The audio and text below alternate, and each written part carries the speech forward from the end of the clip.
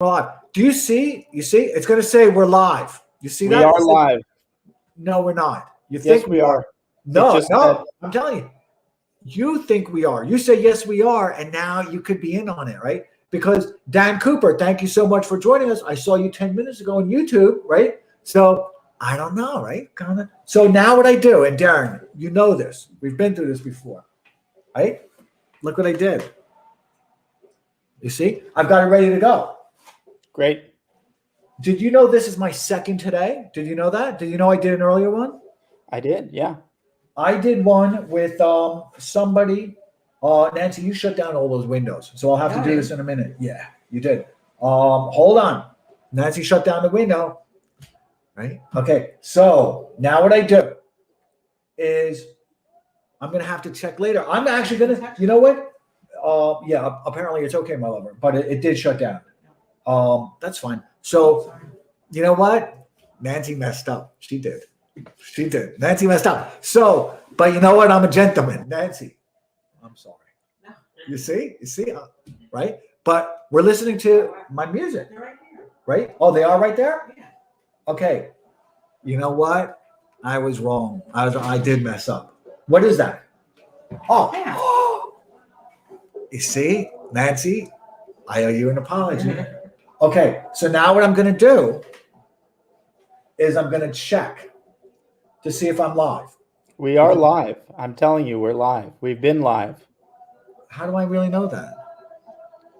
Exactly. Okay, so now what I do is I'm going to go to my Twitter feed. See, you think we're live because you see this, right? But well, I see an indication red and white saying live with a ticker on it. Okay, I see that too. Okay. So now, I mean, you're the philosopher. You know a lot about this stuff. So now what I do, right, is I'm going to go here. And Nance, you know what? Take it away. I'm gonna take it away. Watch this. Nancy, take it away. You ready to go? Yeah. Okay. Darren, I believe you. Okay. Good. So now what I'm going to do is you hear my music? Yes. I'm going to turn it down. Okay. That's it. I believe in you, Darren. And we're live. We did it again. This is our third time. Great. Great to be back. It's awesome. It's awesome. But this isn't being back, right? This is just like we're having dinner. And everybody really enjoys it. There's so much to talk about. So, dude from New York City, USA is screwed. I disagree. And I just did an investor series with a very close friend of mine. And I began the investor series pleading with people to buy stocks when the market was at 18,000, 20,000. And I ended the investor series today with reminding people that America loves the comeback. It's the American story. We're never going to lose that. And we're doing a comeback. The economy is vibrant. Everything's firing on all cylinders. Yeah, but we are kind of screwed, I guess, right? Okay, so Darren, thank you so much for joining. Great to be here. Great to be here at this dinner-like engagement. It's fun, right? Would you be kind enough to, oh, look, Lemon Minty. Thank you so much for joining us, Lemon. Or is it ML Inty, right? But thank you so much. And I've seen you before, and you always ask great questions. And she asked a question of Michael Anton that blew my mind. I looked at it in replay twice. I still couldn't figure it out. There's something about like, it's too far beyond me. Okay, so Darren, would you be kind enough to introduce yourself? Would that be all right? Yes, I am Darren Beattie, and I am the editor of Revolver.NEWS. So I'm here to talk about a wide range of things, Revolver stories. We can shill Revolver as aggressively as appropriate, or we could talk about other political things or all of the above. So I'm quite flexible. Okay, well, that's fair. So what I discussed with you before this is because I enjoy your company so much, but one of the things that I enjoy about myself is how much I try and give back to the startup, right? And you and I have talked about that from day one, because we were talking about Revolver when it was just you and a dream. Remember that? Remember that?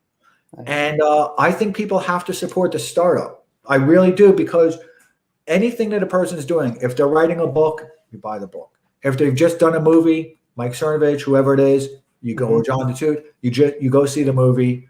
If they're a clothing designer, you buy the clothing for your kids. If your discretionary income permits it, I think it's important, because when a person's starting up something, there's a vulnerability, right? No matter who you are, everybody is aware of failure. And even though we're all adults and we understand failure, nobody wants to fail, but it's always in your head. And you're so vulnerable when you're starting up, because you're not only encountering the vulnerabilities of failure, but you've got a lot of people giving you bad advice, right? Have you encountered that yet? I've encountered pretty much everything. And I haven't given you any advice. Maybe a little bit, but very little, right? Because I know my advice is going to be horrible advice. So the best thing I can do for Darren to support him is to subscribe to Revolver. So I do subscribe to Revolver, because I don't want to see those ads. That's part of it, because I hate ads, right? I hate ads, and you guys are doing good. I supported you guys from the very start, and so when you say shill, this isn't a shill, man. Well, I mean, I say it half ironically. No, don't. No, I do appreciate it. And look, if I can just riff on a little bit about what you said about startups, because in a way, this is a media startup. It's a media startup in the right/conservative space, although it does things a little bit differently. But it's in the right space, the right-wing space, in a way that doesn't necessarily translate to the interests of any kind of traditional financial sector or power sector that might, be more inclined to fund other enterprises on the right that operate with constraints that I find unacceptable. And so I was just talking about something that's kind of maybe relevant even to some of your thinking about how investments work, how the economy works. And that has to do with cash flows. It seems like the way that the economy works here in the United States is it's a complete desert mostly, but there are a few pockets of absolute glut when it comes to money. And if you happen to be embedded into that, if you have your beak in one of those places where there's glut, be it private equity, be it Silicon Valley or something like that, you're going to do okay, just because there's such an abundance of money in there that you're going to do fine. But it's actually, given how dysfunctional our system is, it's actually remarkably effective at kind of vetting people out of that avalanche of cash, especially people who would use the money in order to undermine the corrupt system that we live in. I had a tweet earlier that I think is relevant to this whole, Revolver as a startup. And that is to say, there are some people who make a living carrying water for our evil and corrupt regime. Those are most journalists, those are most politicians, most bureaucrats, people who are sort of embedded into the power structure, the country, military, industrial complex, financial world, and so forth. So the people make a living sort of carrying water for this evil and corrupt system.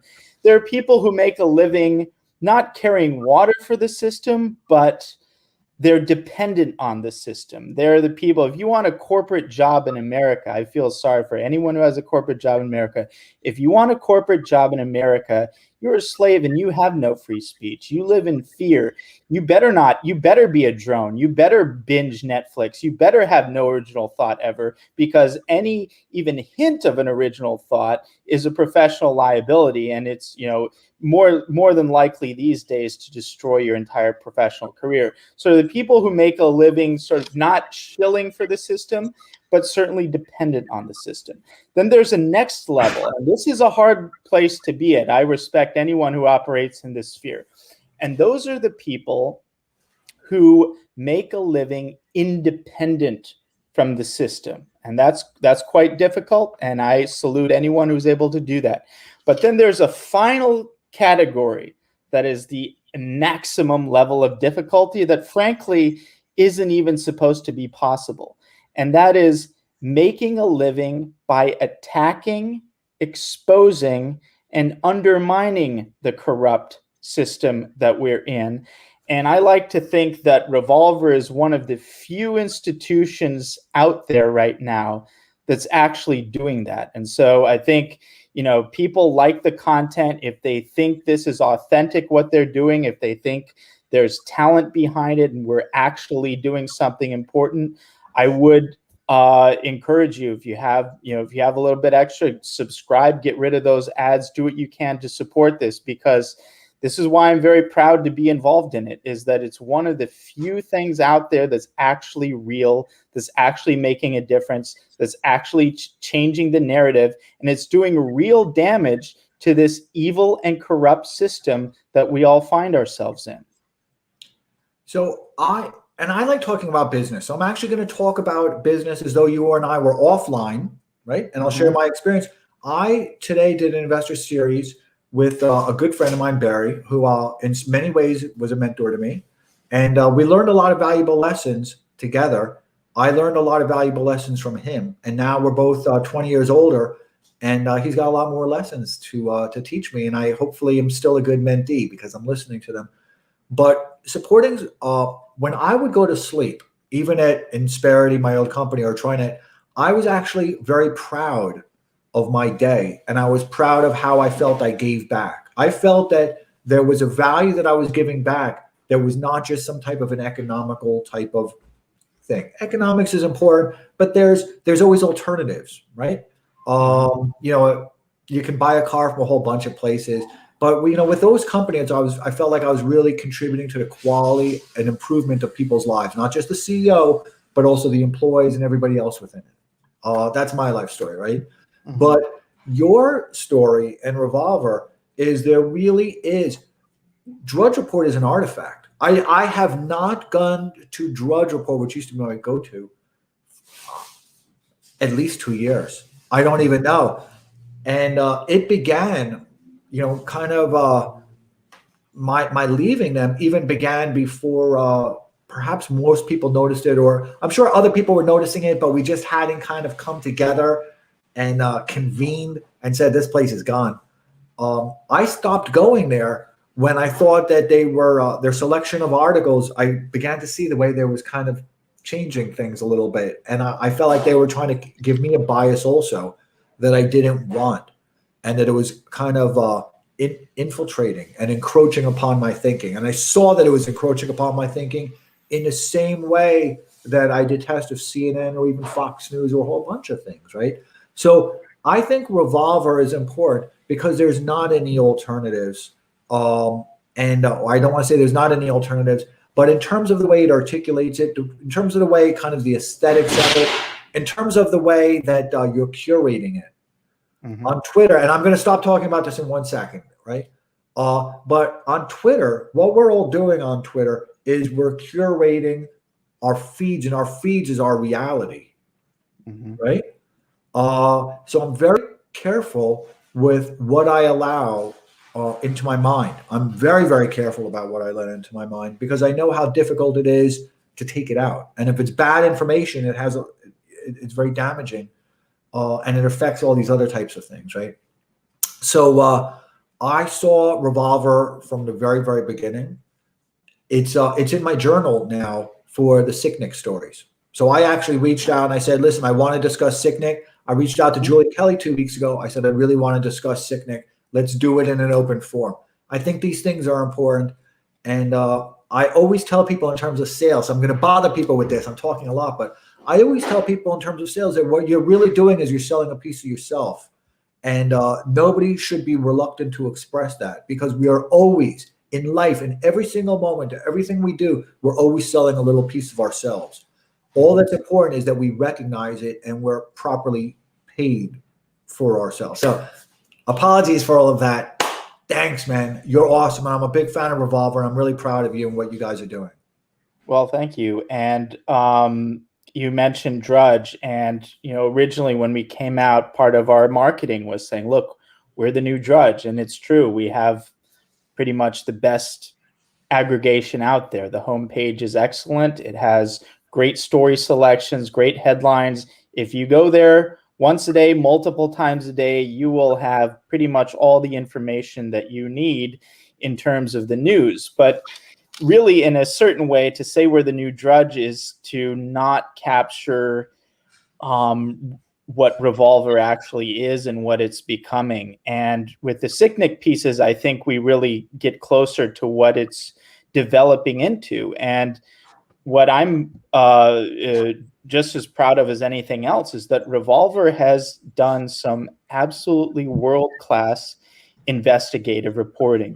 Revolver has shaped the narratives on very important issues in this country, including, we've talked about it before, just the term color revolution, the idea of a color revolution, to seed that into people's consciousness and to kind of, I like to think, give people a more accurate sense. Everybody knows that we're under attack. Everything knows that things are getting really bad, but it's important that people have an accurate sense of who their enemies actually are. And I think Revolver gets a lot closer to this than even a lot of conservative media that will use words like the socialists, the Dems, the this or that. And I think Revolver is really helping to adapt people on the right to this new reality that, yes, the Democrats, yes, the socialists, whatever, but it's really deeper and more disturbing than that. It's really that the security apparatus itself is the issue. And this is something that I think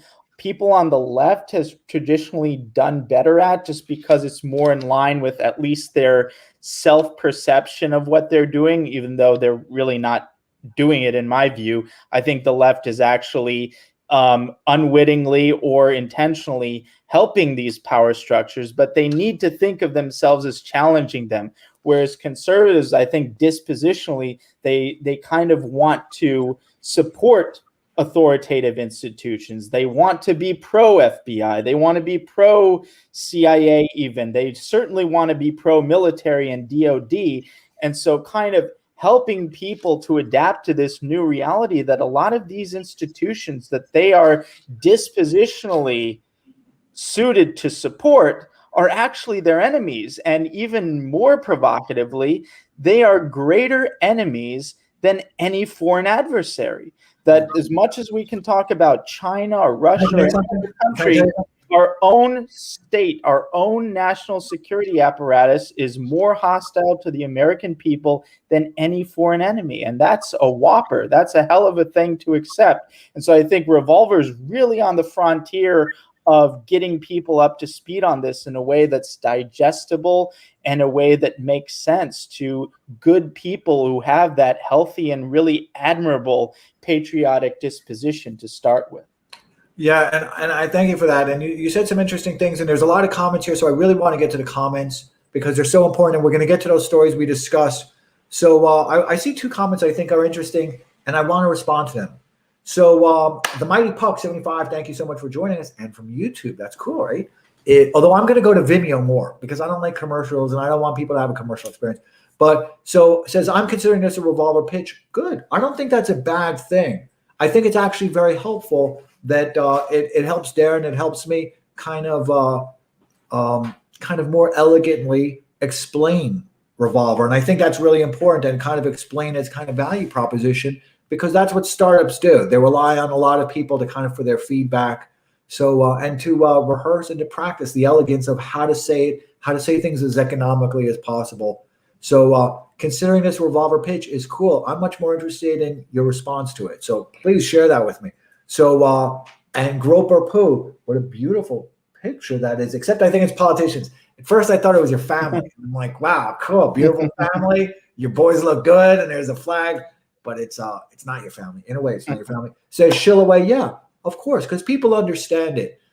Darren's business needs to be sustainable. So as Rising Serpent said a little bit ago, they said that in tech is woke capital, and that's very true. I come out of venture capital because in a tech environment they don't need to be profitable. They're driven. They're driven towards events that are creating new liquidity for the shareholders and raising new capital. So for them, sustainability comes from the availability of cash and the low interest rate environment, right? While as for Darren, they've got to employ people. So for them, they actually need to be profitable to be sustainable. So that's all. So I think about this a lot, Darren. We've begun, right? We've begun, and thank you, everybody. We've begun. So Alexander Lorenzo, thank you so much for joining us. And that's a cool picture, right? That's a cool picture. Says, hello again, Adam. Thank you so much. Can you and Darren discuss his theory on shopping freedoms, privileges, and sovereignty? Darren, I think about this a lot, just so you know. Uber, but for your rights. Very interesting. How and where would this work? I tweeted about this. Darren, you sold me on this concept of something, which is shopping, your rights and your privileges, country to country, and region to region, and municipality to municipality. Right. I would think of it less as shopping. The original coinage of this concept was taboo arbitrage. And that basically arbitraging out the fact that we basically have multiple totalitarian systems. China is a totalitarian system. I think the West has become a totalitarian system. But they are totalitarian systems of a different sort, and they have different taboos and different things that are forbidden. And the idea began simply as the observation that in China, you can't criticize president, you can't criticize Xi, you can't criticize the CCP, you probably can't talk about what happened in Tiananmen Square and so forth. But there are a lot of things that you actually can talk about there that you would get destroyed for talking about in the United States. And it works vice versa. And so it's really just kind of riding this wave that's already, there of multipolarity, this emerging multipolarity in our geopolitical environment, and saying that's actually in many ways a good thing. On one hand, it does represent the diminution of American power and prestige on the world stage, but look at what America actually represents now. And you say, well, maybe that's not altogether a horrible thing. And furthermore, maybe it's not such a bad thing to have someplace, on the planet where you can criticize, tranny drag queen hour without losing your job, where you can criticize all of these things that this entire crazy and evil ideology that's embedded itself into every dominant institution of this country. Maybe it's a good thing that there's some kind of separate independent power center, even a state, even a foreign state, that represents a possible alternative to this system that's emerging, because otherwise you just have a single taboo that's rigidly and severely enforced across the entire globe. And I think we're better off with different taboos, different spheres, so at least we can arbitrage through those things. And this observation theoretically leads to kind of provocative practical possibilities. I had another interview, and a particular segment from that gained considerable notoriety because I half jokingly suggested that one possible solution to this big tech problem, and just parenthetically, I view big tech, a lot of people like to frame it or think of it as, oh, big tech represents the emergence of private power over and above state power. Really, that's not how it is. The big tech is an extension of our security. And if you don't understand that, you don't understand what big tech is or how we could go about combating it. But leaving that aside, I think one way to get around big tech censorship is simply, what if a country like Russia or even China were to set up a vast server farm and host Americans, people from the West who want to be able to criticize their government and criticize this crazy ideology that's become more severe, more draconian, more totalitarian by the day. And why would they do this? Well, I mean, it involves criticizing our evil system that serves their interests, and increasingly it serves the interests of the American people, who have been designated domestic terrorists by their own government. So you said something else. You said something else actually as part of that also, that you might have forgotten just in this very moment, right? Because it's such an interesting concept. Is there's so much discrimination, or there is increasing discrimination, right? Where we can see kind of the momentum on professionals, on professional. I hate to say whites because that doesn't really sound fair, but let's just use that term because it's convenient, right? Right. And it's available. So on professional and particularly highly skilled whites. Right. So I think one of your comments at a different point, I don't recall whether it was a Periscope or whether it was just your tweets because I get your notifications, was, China wants these people, which is actually very, very true. And we're now, a person can now also shop, while as America has some type of is going through obviously what it's going through, right? It's a horrible thing. That same person has a greater worth outside working, and I hate to say China, everyone knows how I feel, but working in Russia, working in, Moldova, working in China, working in Africa than they do here. And that's part of the arbitrage of their own value, isn't it? Right. I mean, I don't know if that's true in every case, but I think it's fair to put it as follows, is that in order to really navigate the situation that we're in, one needs to think of the entire geopolitical space. The entire world is the chessboard now. And if you're not thinking on an international scale and how to leverage multipolarity, which might be one of the few developments that gives rise to genuine opportunities to oppose this evil force that the globalist American empire has become, if one is not attuned to the opportunities that may arise from that development, you're just operating at a disadvantage, because to be limited to what's going on in the United States when every single institution, literally every single institution, is fully captured by this toxic and evil ideology, it's just not a winning proposition. So we need to kind of think more creatively, think more boldly, and that's the only way we're going to have a real chance, is to it's a get really a bit creative.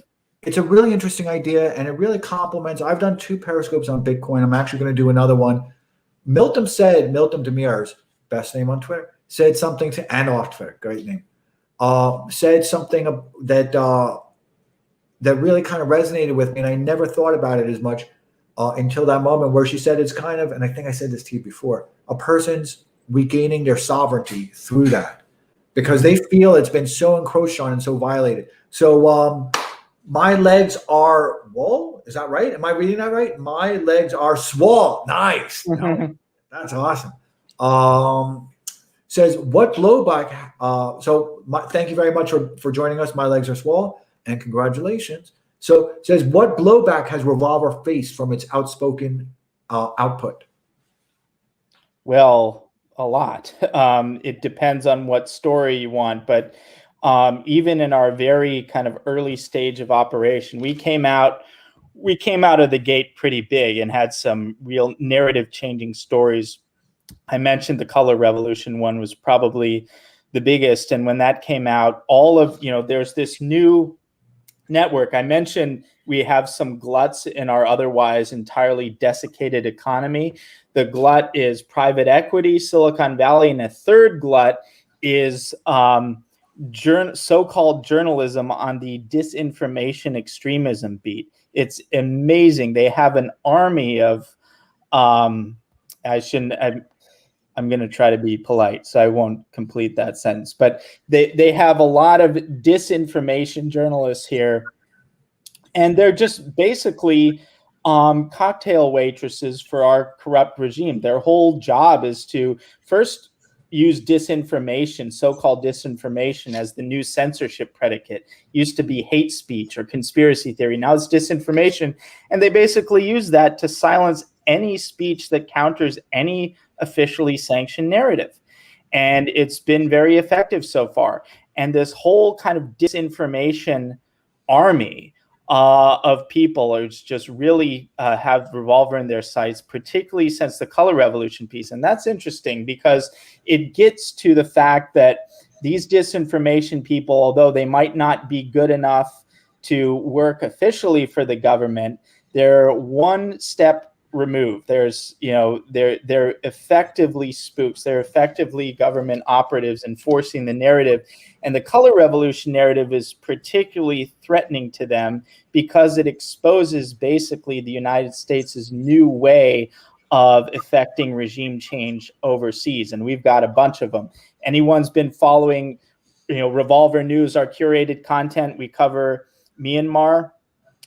That's what's happening there. Myanmar, in fact, the official account of China mentioned color revolution just today in the context of Hong Kong.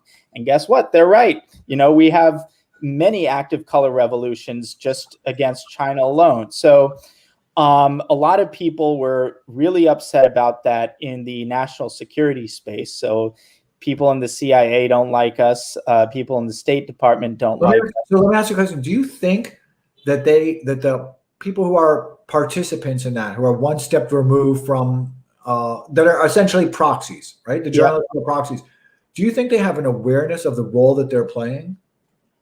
Yes, I do. And, to varying degrees. And of course, to have an awareness of the role they're playing is not to say that they, have a sense of what their moral culpability is. They certainly don't see themselves as a commissariat. They don't understand the perversity of having a major establishment platform working. So for in the instance, a so-called journalist by the name of Brandy Zadrozny, who I'll get to a little bit later. We had kind of a controversy with her. So, among other things, her job is to basically professionally expose just everyday Trump supporters and effectively ruin their lives. Their aim is to cut these people off from financial support and just, use the tools that they have to get these people's lives ruined, to get them fired and so forth. And so I exposed her in a tweet thread and then went on the Tucker Carlson show and exposed her some more. And speaking of the backlash that Revolver's gotten, so after that Tucker segment, the president of NBC released an official statement saying, "This is shameful. How dare you? This is harassment of a journalist." And just think about that for a second. Harassment of a journalist whose job it is to ruin ordinary people's lives. It's like, if you don't want to be criticized, maybe don't take a job as a journalist for a major multi-million, if not billion-dollar news outlet, and make it your living to ruin people's lives. And they're immune from criticism. So you try to criticize them, it's harassment. It's ridiculous. Is there a way to and one of the things I enjoy, and I think everybody enjoys, is kind of you're an intellectual and you're academic, right? And you study so much of this, and it's helpful for me because I'm like that. I always call myself the student in kind of the back row. I guess now we're in a restaurant, but I'm sitting kind of in the back, right? Is because I learned so much. But is there any way intellectually of countering this? I mean, Nancy has friends that read this stuff and consume it. For them, it's their nourishment, and there doesn't seem to be a way to kind of restore any type of equilibrium. I think it's very difficult. One thing that this censorship and deplatforming does is it reinforces the perception of ubiquity to a certain narrative. And the reason that that's important is that most people, very few people have this disease of the mind that maybe I have, or I like to think I have, and maybe you have, and I suspect a lot of people watching this. The disease in the mind is having, processing reality directly, sort of coming to one's own conclusions about things on a first order basis. The way that most people are constructed, and I'm not going to get into, gender issues, whatever that, the way that most people are constructed is to perceive reality on a second order basis. And that is to say, to perceive the social reality rather than the direct reality. And the perceived ubiquity of a singular narrative that is enhanced by this aggressive deplatforming is the only thing relevant to most people is what is the socially acceptable narrative. It doesn't matter what is the true narrative. And so the perception that there's this one narrative that's sort of the dominant and default one has a profound effect on the way that people operate and perceive reality. It creates reality for most people because for most people, the reality is the social reality. The reality is that social consensus. And so just hammering people with this ubiquity of social consensus converged on one narrative is a supremely powerful tool of mass psychology.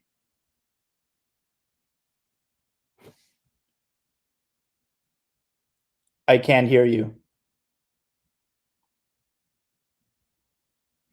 Now, you see, technology. I pressed mute because my cats are going crazy. My cats are going crazy. They're chewing in boxes. The big one's jumping on the little one like it's a wild world kingdom. It's kind of gross. So and there's some questions here, so I want to respond to them. And I see Camillus, the Camillus. Thank you so much for joining us. And I really like that picture. Before I ask the question, though, I did a Periscope with Dave Rayaboy, right? Mm-hmm. Great guy. So smart. He's jazz, right? He's jazz in and out. And today he DM'd me. John Coltrane's wife did some devotional music, which was beautiful. Some Hindi devotional music, which was gorgeous.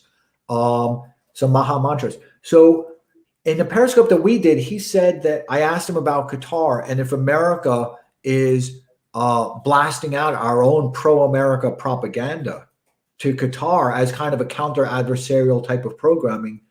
And he said, well, what is pro-America propaganda? Is it, the garbage that we're kind of bombarded with here, the sensory overload that we get about, the social issues, right? We all know what the social issues are.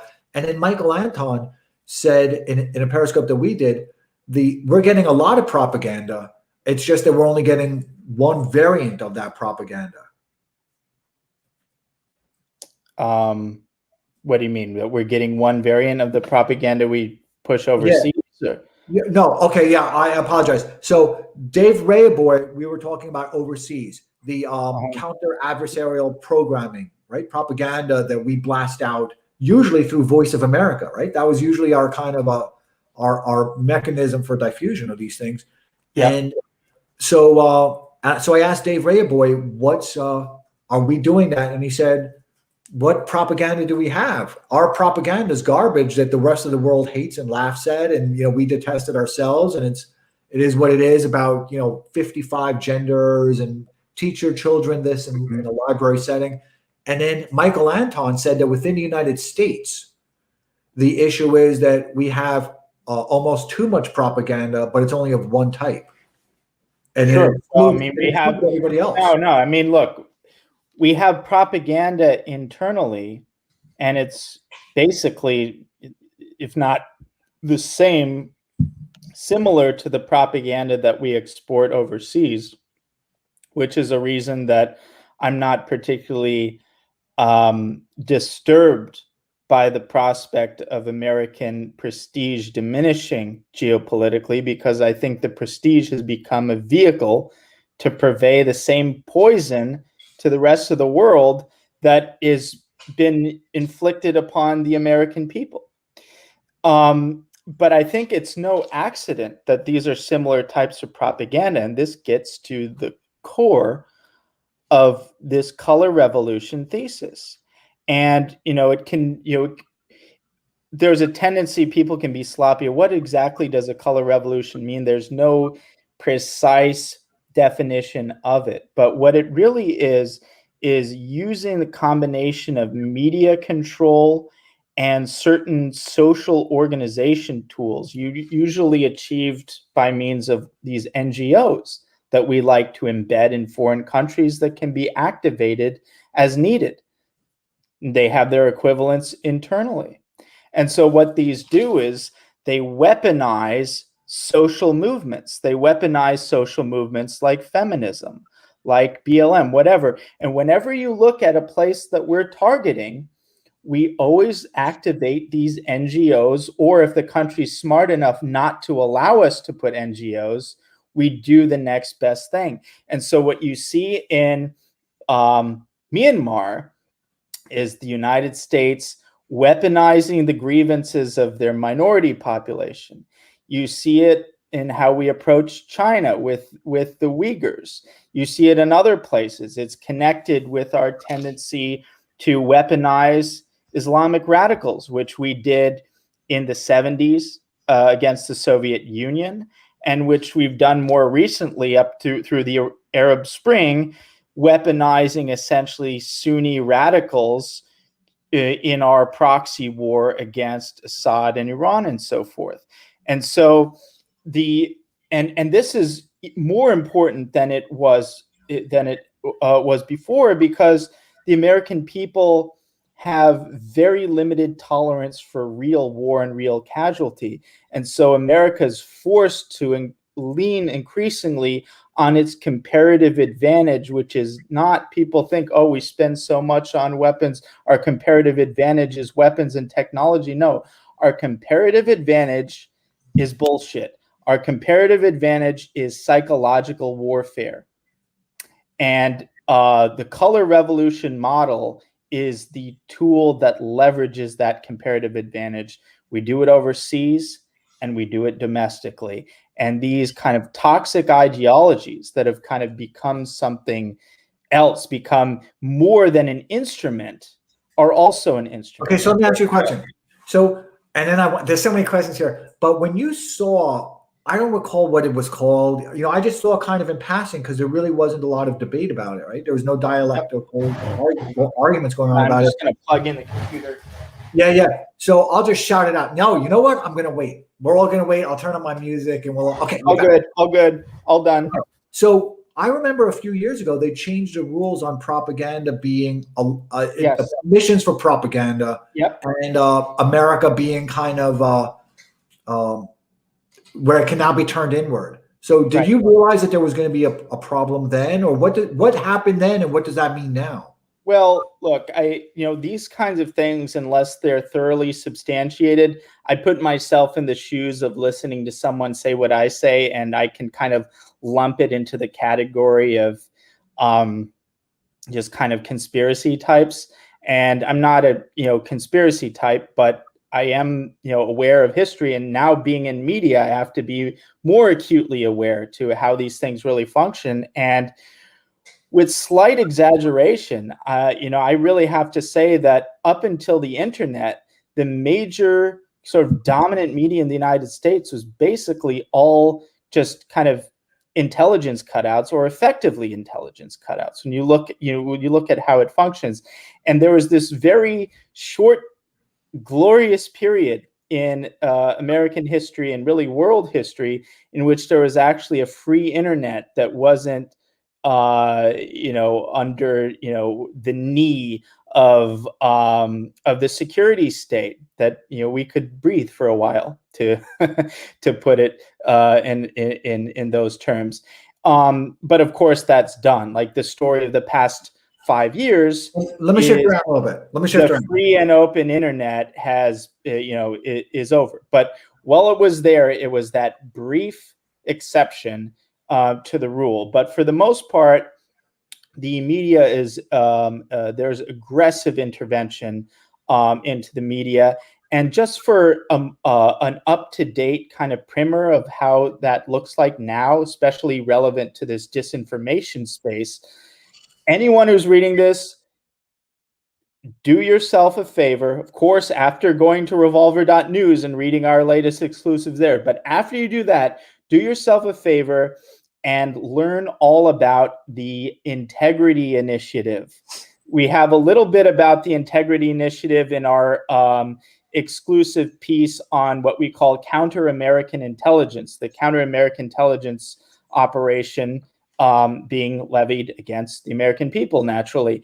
But toward the end, in the conclusion, we cover a little bit about the Integrity Initiative. But it's so important to know. And the amazing thing is, this is basically an intelligence cutout where various UK kind of intel organizations make deals with journalists, and there's like clusters of journalists who operate. Okay, so I'm going to shift around because we got a lot of questions Yep. here. We got a lot of questions.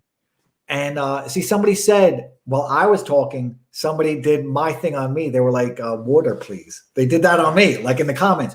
So, but I got a couple of questions for you, and then I really want to get onto these questions. And from John and from the Camellias, thank you as well.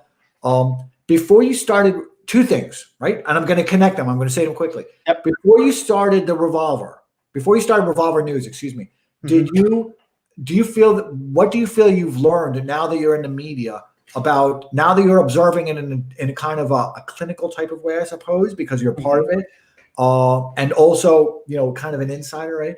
What do you feel you've learned about it? And second, I saw that Netflix series with I don't know these people's names, Mia Farrow and her kids, Dylan Farrow, right? Was a daughter who was unfortunately victimized, and then Ronan Farrow. And Ronan Farrow said that he was getting all of Woody Allen's press collateral and the things that were being used to support Woody Allen. He was getting, so he knew kind of what the conspiracy was, and he knew the marketing ploy that was being used. But Ronan Farrow was the same person who employed those same tactics and engaged with them in trying to bring down Trump. So I thought that was just this kind of a disconnect. I don't know if you saw that series or if people felt the same way, but here he was criticizing those mechanisms that he himself was a participant in his attacks against Trump. He went with the narrative and he did that whole IRS nonsense that he did with pulling up records. So what do you feel you've learned from Revolver now that you're a media person and you can take your academic and turn it into something, you know, and put it into practice? I mean, one thing that I've learned is just kind of astonishing is just how there's basically no cops on the right. There are basically no cops on so many crucially important beats. And one of those beats was, you know, now there are, you know, a few cops maybe, but one of the beats was just the general development that the national security state is now weaponized against the American people. You know, I see people kind of catching up to that a little bit, but even specific beats like, you know, specific organizations like, you know, the Atlantic Council, like all these things. You know, I try to talk about, you know, Nord Stream 2 and things like that on my Twitter, and just the organizations that kind of facilitate this intelligence push against the American people. Virtually no cops, if any, on this beat. And so there's just so much territory to cover. And Revolver has already, like, I would say, world-class investigators. Okay, so here's another question. Then we got to get onto these. Yep. You and Glenn Greenwald, right? Right. Have become, there's a really interesting thing, and then we got to get onto these questions, right? Because I'm being a hog. But you and Glenn Greenwald is kind of controversial in his own right, but there's no way that somebody can say he doesn't have a high degree of integrity, even on those instances where I disagree with him about Iran and a bunch of other types of things. But he definitely has journalistic integrity. It's just that I disagree with him on one or two points. You know what I mean? But he has a high degree of integrity. I disagreed with him about Bolsonaro, but I can't, but he was such an insider because he lives there and, you know, he's married there, that I couldn't really criticize him. I took it in and I just disagreed with him. you and Glenn Greenwald have become kind of complementary contraries, haven't you? Right. And he's on the, I mean, does it even make sense to say left anymore? But he's definitely kind of has a different political disposition in a certain sense. There's a different valence to how he processes a lot of the same facts. I have tremendous respect for him. But that, it's like I was saying, I think this gets to like the difference in self-perception, if not the difference in reality between the left and the right. The left has always bought into this idea that it's criticizing evil power structures. That's part of how the left likes to understand itself, whereas the right likes to think itself as representing just power structures. And therefore, it's harder to have something on the right that kind of recognizes and processes the same realities as someone like Greenwald. There's a site that I love called The Gray Zone, and I think it's run by Max Blumenthal. See, I disagree with them. I disagree. Well, that's okay. You can disagree. Right. My point is this: You're that right. they have You're excellent investigative reporting, and they're coming from a decidedly "quote unquote" left-wing perspective, but they're psychologically more primed to really kind of process the situation that we're in, because they authentically criticize power structures. So you have the basically the shills, the water carriers on the left and the right. On the right, you have, you know, the establishment right, and on the left, you have the whole swath of sort of the neoliberal left. But when you get outside of that mainstream, at that establishment, the people on the left are much more in their element criticizing these power structures, whereas the people on the right, dispositionally, again, it's like, I think this makes them more susceptible to propaganda, and in some ways more easily exploited or taken advantage of, or at least taken advantage of in a different way, because they really want to support authoritative structures and institutions. The problem is, as I mentioned, every single institution in this country is not only a scam and corrupt, but is actively hostile to the American people. And so it's harder to get something on the right that sort of does what Greenwald and the Gray Zone and these others do.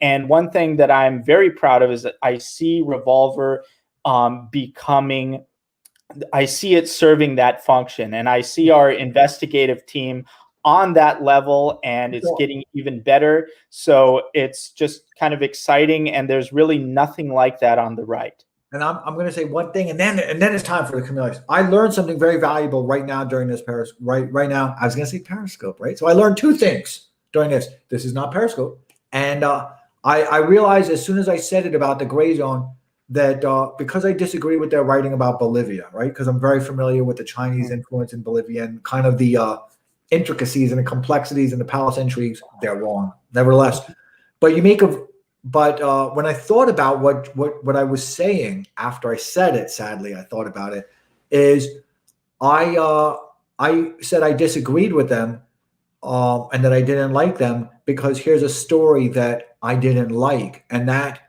I've now been behaviorally conditioned now to turn them off as kind of anything authoritative or anything credible or anything that has journalistic integrity. And it's just interesting how I just observed that in myself behaviorally. I realize I just turned them off, and that's kind of I've been rewired, right? I guess we all have. Okay, so the chameleons. Well, if I could just interject, I would love to see a discussion between you and Blumenthal on that issue, or any issue. Only if you participate in it, because I need you. I need you for this type of thing. Or or Jack Murphy too. Jack Murphy's so smart, right? I'd love to see him mediate that. He is a great guy. So the chameleons, thank you so much for joining us, and thank you for being patient. Right, you're awesome. Says Darren, when are you going to give us the facts on John Weaver and his father figure, John McCain? I don't know those facts. So if you send me some of those receipts, and I'll be very eager to take a look. But I don't know what this was referring to. Okay, so now we're going to go on to Gracie Say, and that's a really nice picture you've shared with us. So thank you very much for that. And it's a picture that looks like from Periscope. So I guess there's some part of the architecture of Periscope that still exists. So thank you so much. And again, very nice picture. Says, what would the U.S. look like with a diminished national security? Well, it's a good question, and I guess it depends what national security is. You can take national security literally and say, okay, what would the U.S. look like with diminished, actual security for citizens, namely citizens who are subject to increasingly rampant violent street crime, people who are put in desperate economic conditions because of unnecessary and criminal lockdowns, people who are endangered in various ways because we don't have control of our borders and so forth.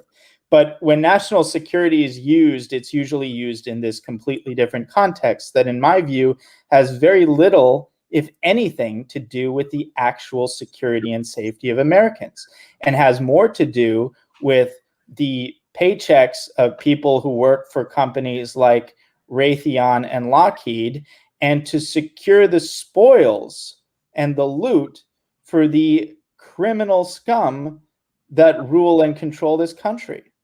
So that's, I think, what is usually referred to as national security. And so those are two different things. And again, this is part of the new reality that I think a lot of people are going to have to digest, including people on the right, is that there is an increasing and really profound disconnect right now between what the national security state does and the actual security of citizens. And in fact, in many cases, the two are completely at odds with one another in ways that people don't expect. For instance, it actually benefits the national security state to have certain threats and certain attacks, even terrorist attacks, because the only acceptable responses to those attacks are to increase the power of the security state itself. I had a brief exchange. I had a lunch with Michael Hayden, who is a detestable individual. He once ran the NSA. He once ran the CIA. And I asked him, look, instead of basically setting up an Orwellian surveillance state in our country to address the problem of terrorism, this is back when all the ISIS stuff was going on, to address terrorism, why don't we just control it on the level of immigration and have better immigration security, so especially from countries prone to terrorism, so we don't have to deal with this?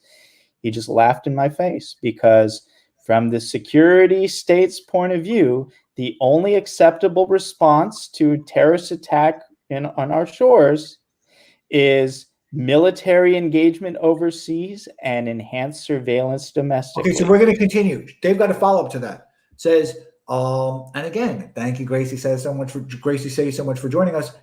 And now they say, can you connect the dots to explain how the national security state is responsible for the managed decline of USA? And let me before also say that Jack Posobiec did a Periscope. I thought it was really, really interesting, and it was right after the absolutely disastrous summit between Blinken on the U.S. delegation side and the Chinese Communist Party's delegation, and it was disastrous. Jack has a good deal of familiarity with. He speaks Mandarin.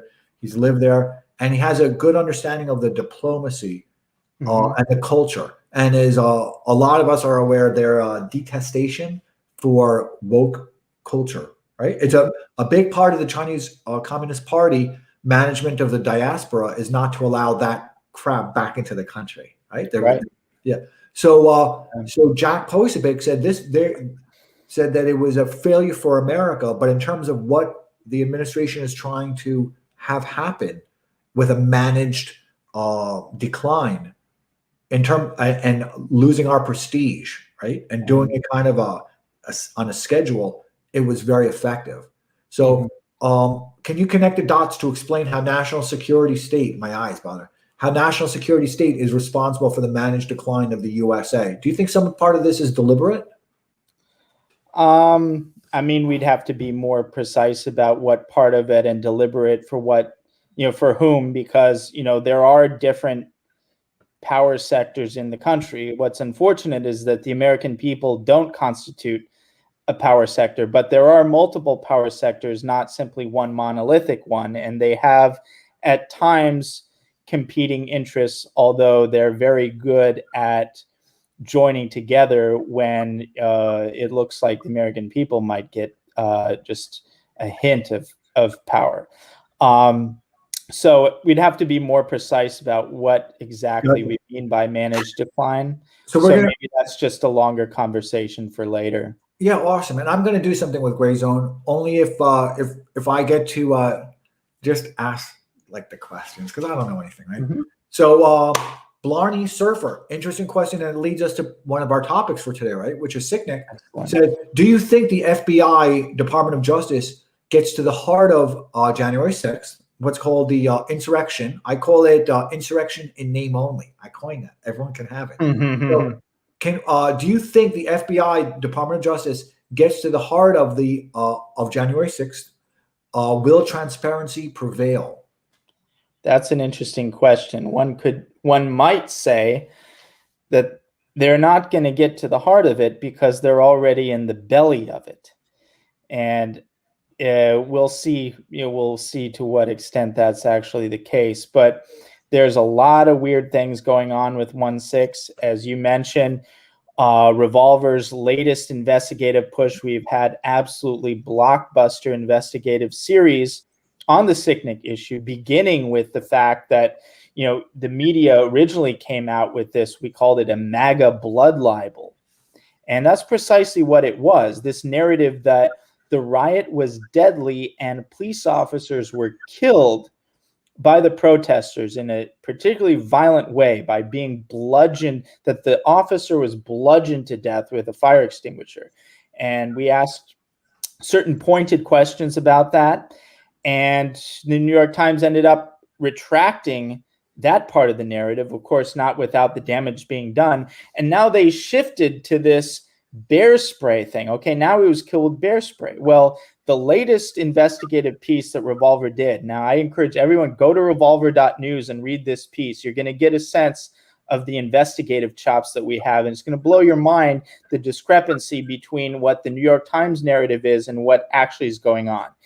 I won't get into the whole thing because it's quite involved. But the short version is the New York Times released a video supposedly of this suspect who's facing 60 years.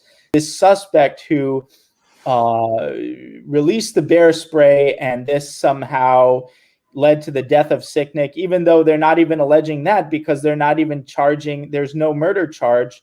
So it's a bizarre situation. But if you look at the video, and Revolver does a comparative image analysis, the New York Times gives an image. It says, here's where the bear spray is. There is no bear spray in the image. I saw that. I went to your guys' thing. I saw that. Revolver does comparative image analysis with heat registers and heat maps showing this is what an actual bear spray looks like, and this is what the New York Times thing looks like. But it gets even weirder. If you read the piece, you'll see that there was someone else who was standing closer to the officer who died allegedly from this bear spray or got sprayed.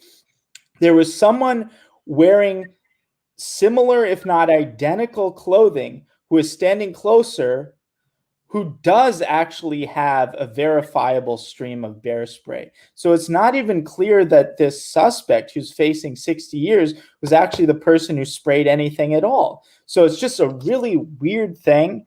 And I'm careful not to make any definitive claims that I can't defend 100%, but the questions are there, and the questions are very bizarre and very disturbing. And I think it amounts to yet another kind of devastating blow to this ever-changing disaster narrative behind 1/6. So that's, there's a lot more to come on this. We've got a lot of investigative work, but that was this latest piece. Is like, look, you shifted from the fire extinguisher to the bear spray, and even that looks screwed up. Yeah, I rely on you guys for the Sicknick story because it's the New York Times thing was crap. I mean, right. I studied those videos. I'm like, what are you talking about?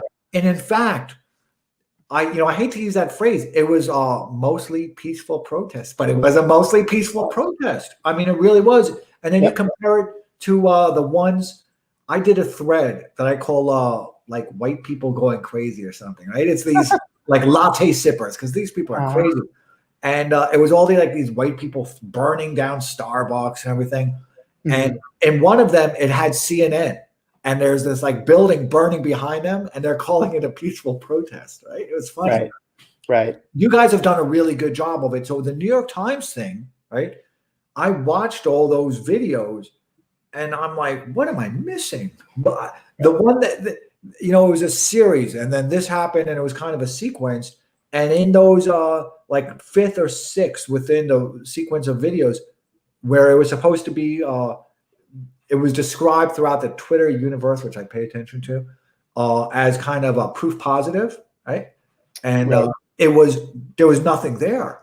And then you guys did a lot of good coverage on it. You guys actually did another graphic in one of your stories where it showed 3 scenarios, right? 3 alternative scenarios, and it didn't assign any type of probability or which one's going to happen, but it said if the FBI does this, then the dam breaks in this way. Right. Yep. It was 3 different ways. You guys have done a really good job on that. Thank you. Yeah, and so I want to thank you for that. And I did see what you guys did today, and I know that Julie Kelly, who can't join us, right? Because I love Julie Kelly, has also. It's you and her. Well, it's Revolver and her that have been the only organizations and people, because she's a one-person army, who have been pursuing that story. Do you know that? There's nobody else. Right. No, that's amazing. That's what I was saying about, there's so many important beats and so few cops. How did you find, so I know that, the author for that story, for your first story we discussed, right, was Anon, right? And they kept themselves that way. And, that, of course, something important to do because you guys are a target, right? And how did you decide on Julie Kelly stories, and how do you guys curate the stories? How do you select what's going to be there? Well, I think Julie Kelly does great work, and we're very aware she's another cop on this beat, and she's very good at what she does. So, and we want to be on top of every important detail of this evolving Sicknick case and the broader 1-6 investigation. So it was a no-brainer to prominently feature her latest piece on the site. But just generally speaking, we try to have basically select the best stories and the best write-ups of those stories to give people just a sense of what's going on and the best treatments of what's going on with. Okay, we're gonna go on. We're gonna go on. So, lost in a sea of laundry as it's never done. Do your laundry. You got to do your laundry.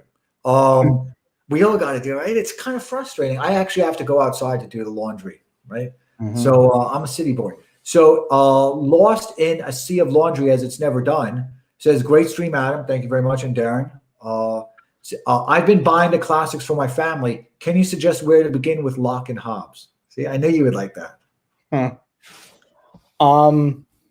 Well, it depends how deep you want to go. I mean, the standard thing for Locke is, read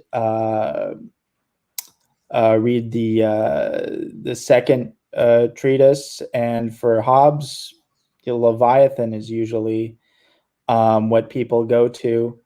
So if you wanted to get into, from the political theory side, for Locke, if you wanted to get into his sort of philosophical significance, as he was, these things, if you get in, depending how deep you get into it, these can be controversial claims, but he's considered to be of the kind of empiricist tradition, and his inquiry and treatise on human understanding, which is much longer than his political writings, that's considered to be sort of his major philosophical work. And there's a whole body of scholarly literature that attempts to kind of reconcile the. So in terms of instruction, Yeah. I found, and I know nothing about this stuff. I've had to learn it kind of later in life because I'm trying to figure everything out, right? In terms of instruction, right? Beyond just reading Leviathan, you also need some type of historical, social, political type of understanding of the climate, like a topography of its time. So what do you? I mean, it's good to understand the historical context of Hobbes. First of all, chronologically, Hobbes comes first, and, to understand like what tradition was he in, what was he speaking against. And so you have to kind of understand, modernity's relationship with the medieval period and with the scholastic period. And again, that's depending on how deep you want to get into it. There's a whole body of scholarly literature that tries to theorize about what modernity actually is. What is its relationship with the medieval period, the scholastic period? Is who was the first modern, who shaped modernity, in what way did Hobbes shape modernity? Was it Hobbes or Descartes or Machiavelli or some combination of them? And if so, why? And why is the kind of core feature of one thinker, why should that be considered to be the defining feature of modernity? And with Hobbes, there's this kind of materialist element. Hobbes is an interesting sort because biographically, he was a failed mathematician turned political theorist, much like myself. And so they're actually failed mathematicians have a fairly good track record in political theory. And so there's in the literature, there are people who try to make a lot of Hobbes's mathematical training and how he sort of schematizes the political environment like a mathematician would, and everything is action, reaction, billiard balls, and so forth, and modeling people as billiard balls. And so Hobbes played this role in this kind of positive political science that we see now that models human beings as sort of Newtonian objects. Hold on, Nancy. Yeah. Did you write all that down? Yeah. Okay, Nancy. Yeah. Now we're going to go on. Is that okay? Because you're awesome, and that's your subject, right? Well, no, that's not mine. Mine is Heidegger, but I've certainly spent a lot of time on. I think Heidegger is my son's favorite. My son's much smarter than I am. Nancy, is Heidegger one of Sean's favorites? Yeah, it is. I think he said that was his favorite. Okay. Yeah. And so Lamin Alminti comes in with like the philosophy thing too, I think, right? So what does this mean? Holism versus reductionism can't unite. I don't know how to interpret that. I'm sure up, I'm scrolling up now, so I'm sure he said something about that because she said something awesome during a few of these, right? So I'm looking for, it's probably part 2 of something, because up here she says even great philosophers were propagandists. Everyone needs money. Mm-hmm. And there's so many interesting things, so I'm going to kind of have to skip around because I want to appreciate. Well, no, philosophers have to be. And look, this goes back to the Socratic dialogues in the Republic. Socrates is thinking, well, how do I get my companions to stay with me? You can use force or persuasion. There are two ways, and the philosopher has to avail himself of persuasion. And so it is the kind of the marketing component of even great philosophers, even unintentionally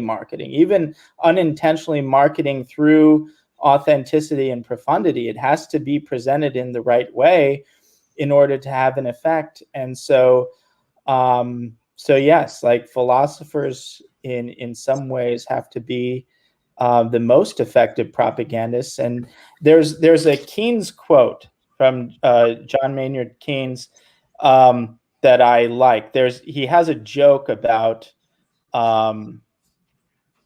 about homosexuality that I think is one of his funniest things. He was also homosexual, but he has a joke about it that I think is funny. But the statement that I think is very useful with Keynes is paraphrasing it as people don't realize that what they perceive as common sense was, basically manufactured by some dead economist. And I would only kind of modify that to say that it was, really some dead philosopher, and that, the business of philosophers in some ways is to manufacture the common sense of an age or an era.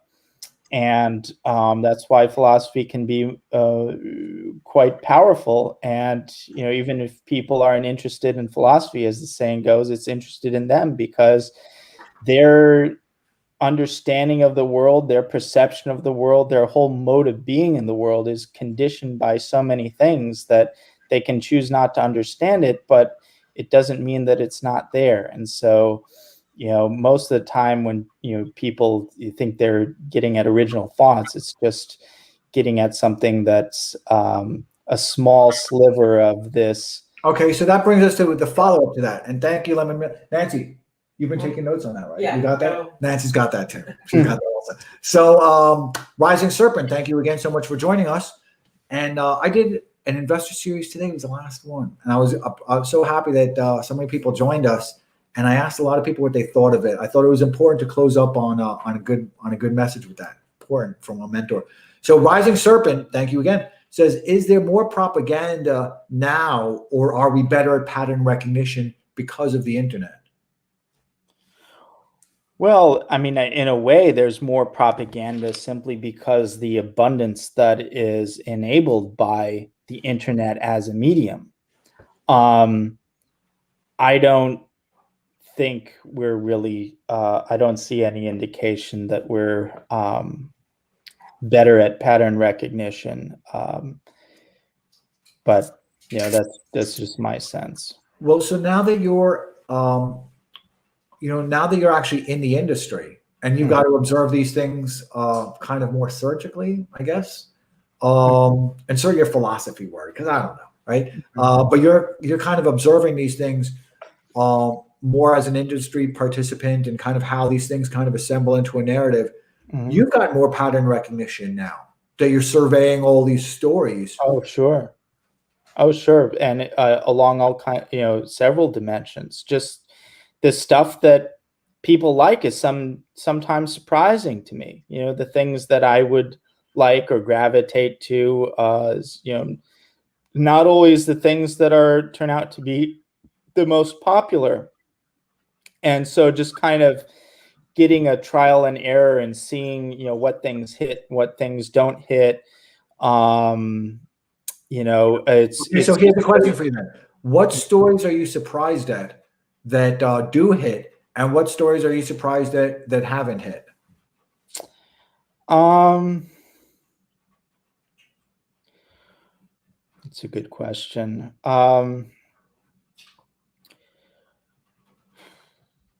What stories am I surprised at? Or even categories then. So we don't have to ask, so I don't have to ask you what's your favorite song, right? How about categories then? What subject, kind of family line? I always think of things in business, but what subject, what kind of niche of what's going on right now in such a complex world have you found that it surprised you that people were particularly interested in? And which one were you interested in that you have found that people have not been interested in that subject? Because everybody kind of has a universal interest in sicknick, right? Right. So, and those are the the gold. That's the jackpot, because there are kind of stories that are designed to be viral and popular, but aren't necessarily narrative advancing stories. But they kind of seize at a certain dimension of people's psychology. And then there's things that are just kind of more op-ed like. Well, I'll put it simply, just formatting makes a huge different. So people prefer news stories to op-eds. People prefer news to opinion. And that actually could seem, like common sense. Of course they do. But to someone, this recovering academic such as myself, that's so saturated in like opinion and certain style of writing, it's actually it takes getting used to understand that like a news story, a news hook is actually, it can be much more effective than formulating something like I'm gonna ask an a follow-up. ed. I'm gonna ask a follow-up, and then there's a question from Riley KJ that I'm really excited about asking. But what story line are you following? I mean, Sicknick goes without saying. That's a very kind of instrumentalized type of riot. So there's a lot going on there as it hopefully unwinds, but it won't. Right. Julie Kelly's opinion is that she thinks they're just going to make it fade away. In terms of what? Just not, not Yeah, charged. she thinks that in terms of, she thinks that there won't be any resolution that will satisfy, I hate to say my side because I don't really have a side, but the side that wants truth, right? The side that's pursuing truth. There won't be any satisfaction. They're just going to have, they're just going to have to make it go away. And then it's just, sure. I mean, that's a safe bet, because just look at anything else. There's no satisfaction in the Russia hoax. There's no there's a number of outrages that you see that, okay, so here's my part. So here's the part two of Rising Serpent's question, if they would allow me the generous spirit of that, is what stories are you looking at? Are you kind of diligently pursuing yourself? That doesn't mean that you're necessarily kind of sharing it within Revolver and curating that reality. But what do you find particularly interesting about kind of, as you see the daily news kind of cycles through?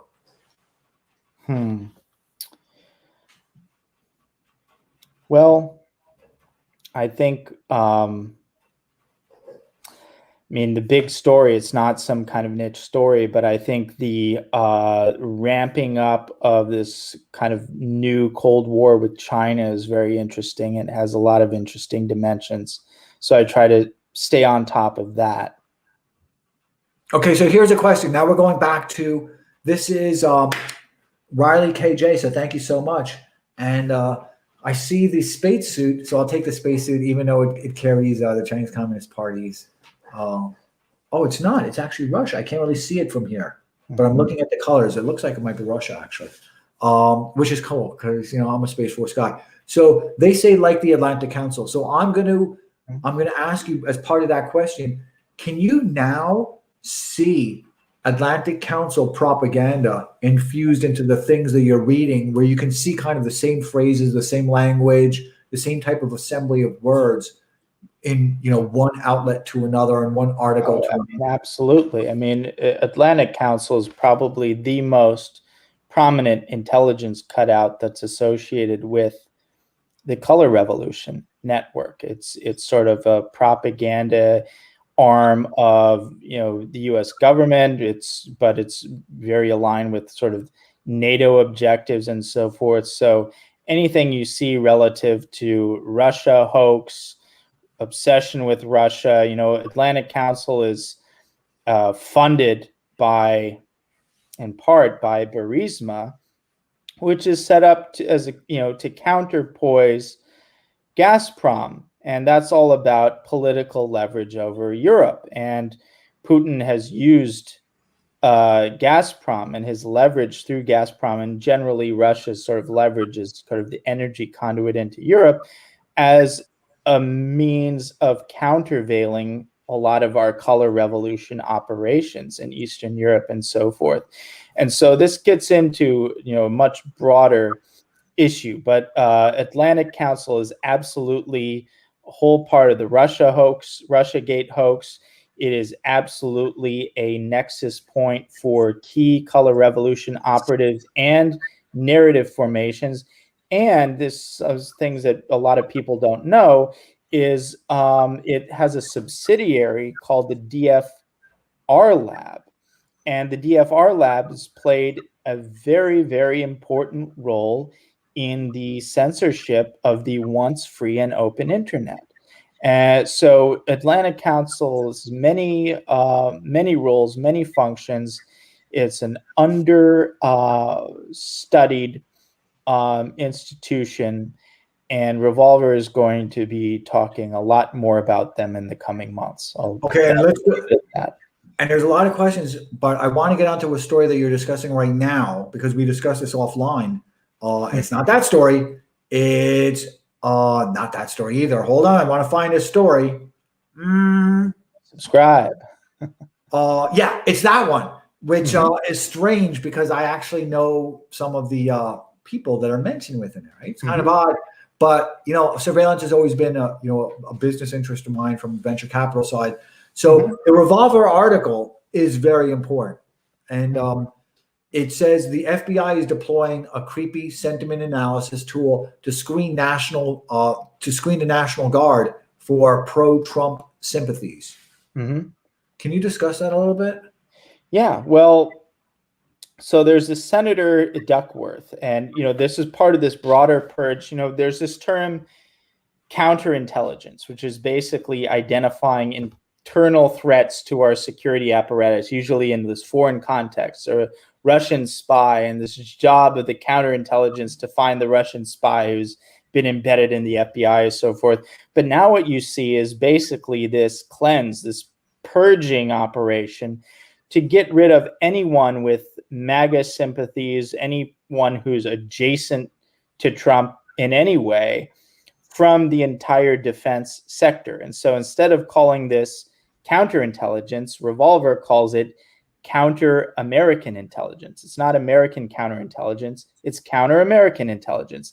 And this falls under that rubric. There is a Senator, Duckworth, I think is her name, and she is basically saying, we need more sophisticated ways of making sure that MAGA sympathizers, conservatives, basically anyone who isn't fully on board with this new globalist American empire agenda, to make sure that they cannot be employed in the defense sector. And this article points out that the venerable Senator Duckworth was evidently not aware of just how Orwellian we have already become. And there was an old story from 2017 that we identified, giving a sense of exactly the types of technical tools that the government has at its disposal to conduct this kind of vetting procedure. And one of them is access to this Babel Street. And what it does is it basically has all kinds of methods to go through people's multiple social media sites. It has access to a bunch of dark web pages. It links things. It's able to kind of narratively link things together, do network analysis and so forth, sentiment analysis, and basically sort of an upgraded, sophisticated version of finding out exactly who might be sympathizing with crime think, naughty think, MAGA think. I'm going to interrupt you 1 second, right? I'm going to go like this because I know a lot about this stuff, right? These are actually extremely important tools that should not be turned on Americans, right? Because what happens is, you want to be able to observe kind of the hubs, airports, trains, and you want to observe the way, and I used to discuss this with Jack Posobiec a lot because I know this industry so well, is you want to be able to observe the way language mutates, right? The etymology of the words that they're using to describe bombs and to describe poisons. So, when it's a small group, when it's just 1 or 2 people communicating, they can call a bomb whatever they want to call it, right? They can just call it a microphone and they'll both understand it as a symbol for a bomb, right? But as the group gets larger and as it radiates out, and you need to have kind of more rigidity to the language that's being used so that it's understandable by everybody, you need to be able to observe that technologically. So you're drawing in all this information from different sites, from the dark web, and just from hundreds of different sites. So you can see the way words are changing. You can say who's using the words. There's just so much information. And I know Babel Street, right? So it's amazing, and I know them pretty well. The founder is a friend, and he's a former NSA guy. That it's just very interesting that these are not tools that should be used on Americans. That's Right. There's a difference. Right. No, I agree. And in this piece, so we already have a narrative here. There was a general under Obama who was actually fired by Obama called McChrystal, Stanley McChrystal, and he got some attention in the months leading up to the election because he was involved in some company with disinformation, of course, in the name.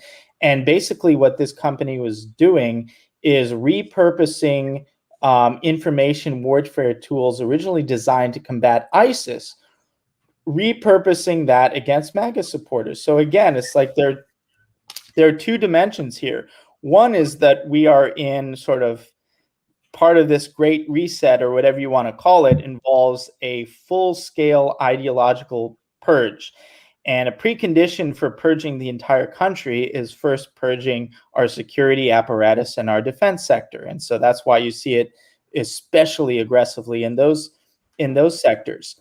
And so that's one component. The other component is that the defense sector needs a new grift. Now, part of their grift is ramping up this Cold War with China, but that isn't enough. And so the other half of that is its war domestically against its own citizens, this new domestic war on terror. And as I say, if you thought that the first war on terror was stupid, dysfunctional, and unethical, wait till you get a load of War on Terror Part 2, starring you and 74 million of your like-minded fellow citizens. Can I tell you, domestic terrorists. Do you remember when Hillary's emails, and Rising Serpent can give us the name because I don't remember who it was, but do you remember when, or Techno, who, there's a lot of people here, but do you remember when Hillary's emails, went through and there was a hack? I remember there was Guccifer 1, and it involved handkerchiefs. Yeah, well, so yeah. So, but it originated with somebody else, and then they kind of moved the hack over to the Hillary Clinton server, right?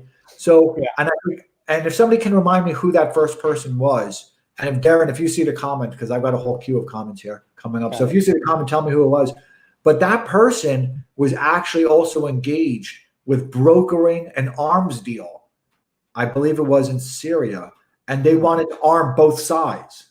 Right? Of course. And I was like, and when I read that, I said, you know what? We've got 300 million people in America here. We can defund the police in terms of taking away their batons and give them some real weapons. And you're going to have people like that kind of brokering those weapons deals also. You know what I mean? Right. I thought it was ridiculous. It gets back to this question of national security, like this whole mess in Syria. It came out a while ago that we had actually the groups funded by the Pentagon clashing with the proxy groups funded by the CIA. So, there's just too much glut, too much dysfunction, to the point that the whole concept of national security and the context in which it's used by our government is okay. So here's the question. It's a joke at best. It's a joke at best, and it's something much more sinister at worst. Here's a question. I can't put up the article right now because then I'll lose the two upcoming comments. But do you fear? It was based on that article of the sentiment analysis that Babel Street is using to sort National Guard and to purge those people who are Trump nationalists. Right. The sentiment analysis is based on people who are likely Trump supporters, and if they're minorities, using that term that NPR and Washington Post uses now, which is multi-ethnic whiteness. Have you heard that phrase, multi-ethnic whiteness? That I've not heard. Yeah. So that's a phrase that they're using, particularly for Hispanic people who are Trump supporters, and they're going to be the first ones to the camp, right? You and I aren't going because they can't make us not white. They're going. It's kind of the use of language. But so, are you concerned, and are other people concerned that as you take out, let's say, the Trump people and the people who are more nationalistically driven, the people who are more driven by a capitalist system and kind of the foundations of an American system that we knew of, that you're going to wind up replacing them with Antifa type of sentiment. So if they're screening in one instance for sentiment that evaluates Trump supporters and then kicks them out, that means they've also got to be screening for what's not a Trump supporter. Do you follow me? Sure. Yeah. I mean, so yeah. Antifa is not a Trump supporter, right? So if you're screening for this profile and getting them purged, you still need to attract and retain and recruit talent, right? And into the National Guard, you still need to attract and retain people. So you've got to have a profile that you want to bring in. And it sounds like you could also have a profile that's geared towards identifying and recruiting and attracting Antifa type of sentiments and insurgency type of sentiments. Maybe. I mean, Antifa kind of has a separate function. You know, I think Antifa are basically the shock troops for the ruling class, but I don't know if I could see the military trying to recruit them again, because I think it has to do with that psychological disposition. Antifa, even though they are shock troops for the ruling class, like to think of themselves as and present themselves as opponents of the ruling class. Whereas I think the people in the military that they're going to recruit, assuming they have any kind of political inclination at all beyond just simply being obedient and taking orders, is people who are proponents basically of the same system, but have a different kind of obedient disposition. And so kind of reformulating patriotism as, oh, we are going to spread the American freedom of transgender rights and, you know, transsexual bathrooms and all these great freedoms that we have that China doesn't have. You know, in China, it's actually acceptable to be Chinese. How evil is that? Whereas in America, we're so moral that we sanction borderline genocidal rhetoric against white people. How great is it? So I'm going to tell you something interesting. So that kind of thing. We're going to go on to this question in just 1 second, but I will tell you, when we did our first Periscope, which was in August or something, right? Maybe even a little bit earlier, maybe July. When we first did our Periscope, we discussed China a lot, and we also discussed Chinese cinema. And I said, you know, I'm very worried that the Chinese movies, because of what Hollywood is, and we, you know, people know about me and Tom Cruise and blah, blah, blah. Well, there's not a me and Tom Cruise, right? But, you know, everyone knows what I mean. But so Risky Business was a great movie. There are a lot of classics. I got to show you a clip right now.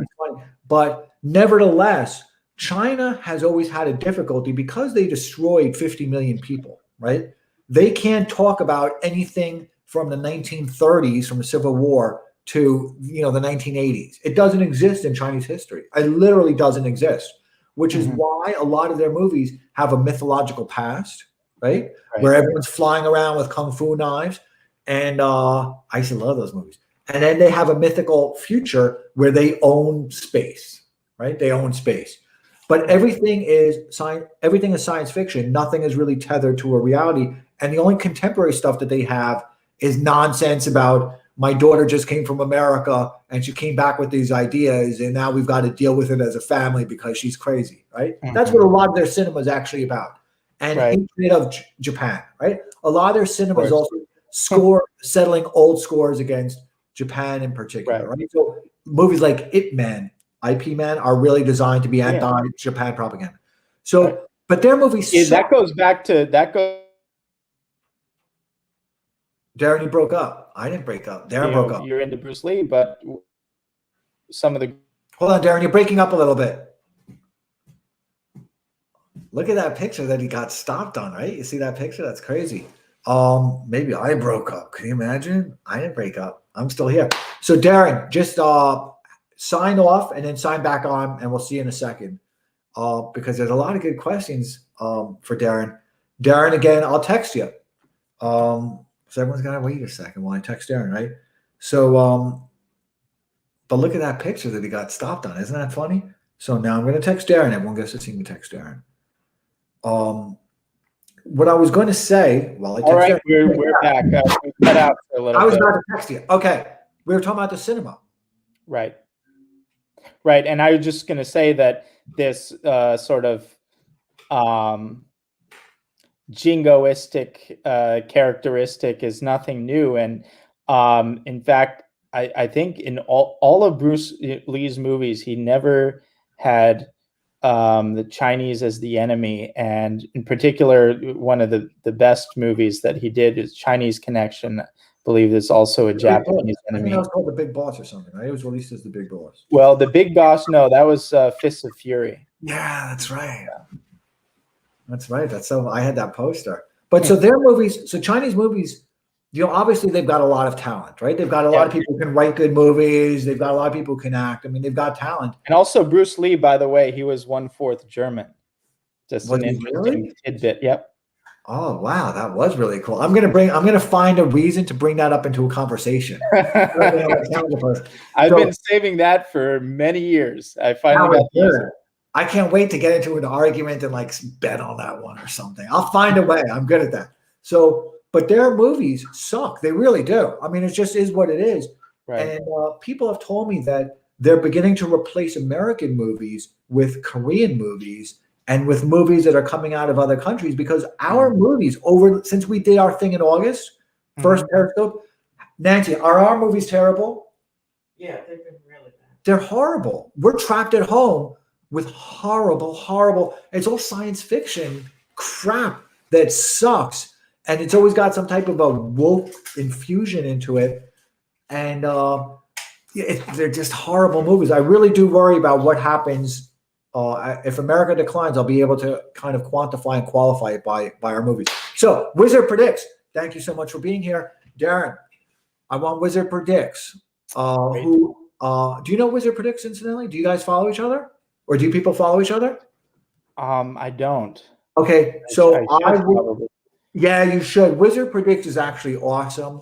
And I would love to see you, to see Wizard Predicts write something for you. I know that they just opened up a locals also.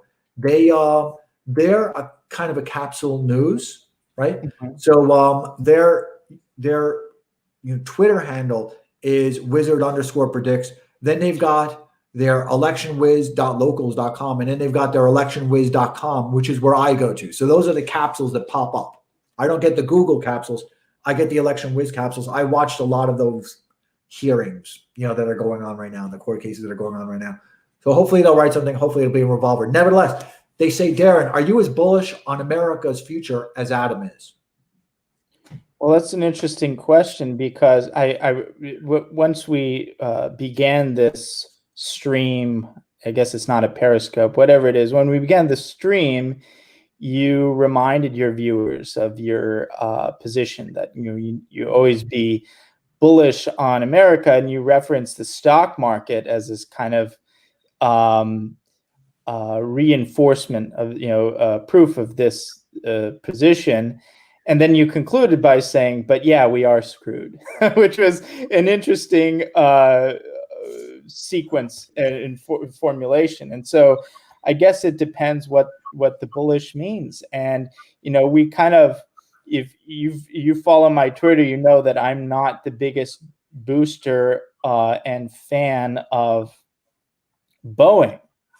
But the interesting thing is, I don't think there's any kind of contradiction between our respective positions. You're saying that Boeing is a good stock pick and the stock price will go up. And I'm saying that in a more fundamental sense, Boeing represents the dysfunction and corruption and decline of America as a country. And I think those two positions are not only compatible, I think they kind of mutually reinforcing, because part of the decline is the fact that despite all of these kind of fundamental problems, in fact, because of the fundamental problems, you can bet your bottom dollar that Boeing's stock price is going to go up. Okay, but let me respond to that just for a second. Don't reflect anything real. The stocks is an extension of our scam system. And one characteristic of our scam system is no matter how fucked up a company is, the stock is probably going to go up. And especially in the case of Boeing, where it's so deeply integrated into this national security state that we've been talking so much about. So I think to refine the concept, what does it mean to be bullish about America? Do I think the stock market's going to probably be strong for a while? Yes, I do. Do I think the fundamentals of America as a country in which we can have a robust middle class, a good standard of living, kind of healthy values that we have internally and that we project in the world? I think on those measures, there might be more cause for pessimism. Let me go back to Boeing, and then I want to pursue Wizard's question a little bit further, because it's very interesting. I agree that there's that Boeing could be an exhibit for kind of a governmental dysfunction and failure of oversight and regulatory, which I think they would probably agree with. Nevertheless, it's where innovation is occurring, right? So America needs innovation, and one of the things that I see us losing is we're losing Boeing as a national interest, and part of that could have been the corruption that just kind of made its way into the body. Do you know what I mean? So, we're losing Boeing as a national interest. All of us grew up with space as something America owned. And so you need Boeing, you need Raytheon, you need some of the companies. But as you've also said, these have become dysfunctional companies that have that are not only too big to fail, but I guess are too corrupt to fail. Right. They're too big, they're too bloated, and they exist within an environment of just kind of perverse incentive structures. And so it's, so yeah, I'm not particularly bullish in that sense, but in the narrower sense of stocks, without being an expert, I would be bullish on Boeing in the stock market. And that's not unrelated to the fact that I think the fundamentals are entirely screwed, because the stock market is not a reflection of real value. It is a part of this scam ecology, according to which the country now runs. So the way I see it is America is now, well, and Lee Smith talked about it in The Last Refugee, if you know Sundance from the Conservative Treehouse, talks about it, where it's a classist system. And we're just seeing a classist system very violently being installed. And the humiliation of the plebs is really just a part of that, as part of their argument. So there's not hypocrisy. It's just the classist system being installed has to ridicule what's below it. And there's a lot of contempt going on. But so I see, to be responsive to their question, I'm very bullish on America, being that it's a classist system, as long as you're on the good side of the green zone. Do you know what I mean? If you're on the good side of the green zone in DC, everything is fine. Life is rosy. You're going to do great. If you're on the bad side of the green zone, then it's not going to be pretty. So it's now just, which way what are we going to do to keep ourselves on the good side of it? Right. I mean, that's the way I think of it. I mean, do you see a caste system being implemented? Again, I mean, it depends what you mean by caste system. I don't know. It's fixed in some ways. In other ways, it's. Well, I'm using it with imprecision. So how would you describe? Lee said it was a classist system. I think Sundance, Last Refugee said it was a classist. What words would you describe as to what we're now moving quickly into, with this whole wealth disparity that's clearly going to become more pronounced? Right.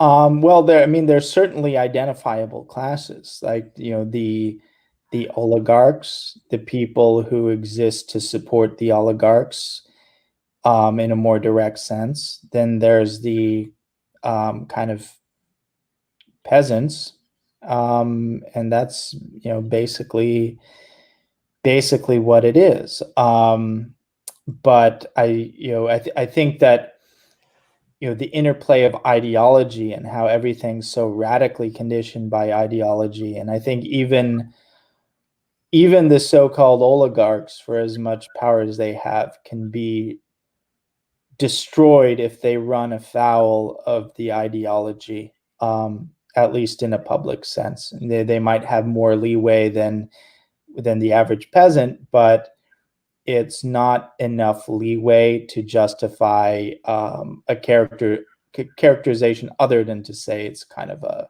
But so historically, from historically, just going back to Locke and Hobbes and everything else, because you do this, right?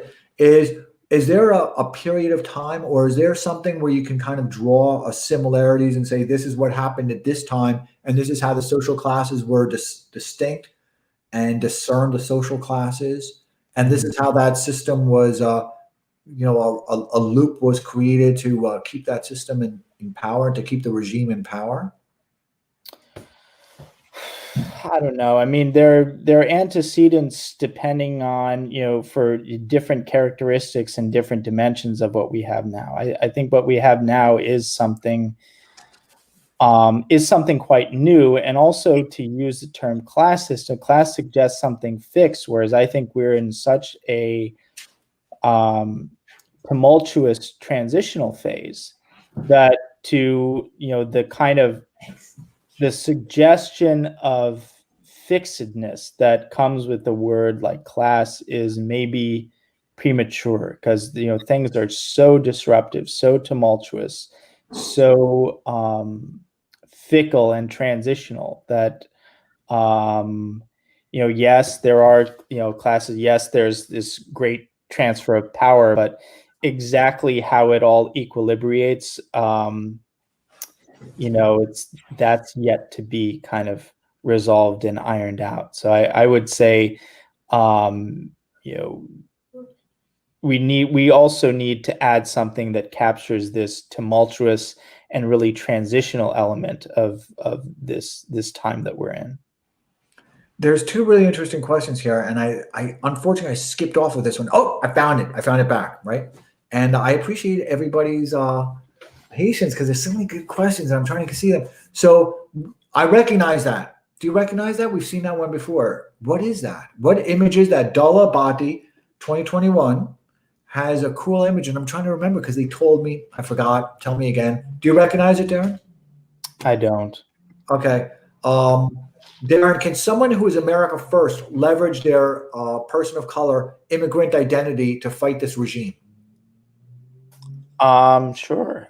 You can do that. I think it only goes so far. In fact, I think ironically, or maybe not so ironically, the identity issue is going to be much more relevant to conservatives than it will be to the left or the broader system that you're attacking. The system can recognize a threat, and if you represent that threat, you're still vulnerable, even if you're trying to leverage a POC immigrant status. It might be helpful relative to just some regular white person. Maybe you have more privilege in that respect, but I wouldn't exaggerate it. But where you really do have privilege is people on the right are so desperate to elevate minorities and identity people, because it kind of psychologically it gives them the sense that they can think what they think and that they're not racist. So it serves that kind of psychological function. And so within the right, there's this kind of aggressive affirmative action that you really don't see anywhere else, is that people who serve this function as a kind of proxies for interests, because white people are very scared of advocating for their interests directly, even when they're directly threatened. So it's very useful to have kind of proxies from more protected groups that can be used, and that's very attractive. And so a lot of people can kind of do very well that way, but they're actually being more, they're benefiting from the conservative need for that type of function more so than they're benefiting from the left saying, oh, well, this person is some identity group, so even though they're challenging our orthodoxies, we're not going to go after them. I think Clarence Thomas learned that that's not exactly how these things work. Crazy question. I got a lot of crazy questions. Has this situation ever kind of fixed itself without a revolution occurring? Again, it depends what this what this situation is. I think we're in a new situation on a variety of fronts, and again, we have to see what a revolution would look like. One observation that I've really kind of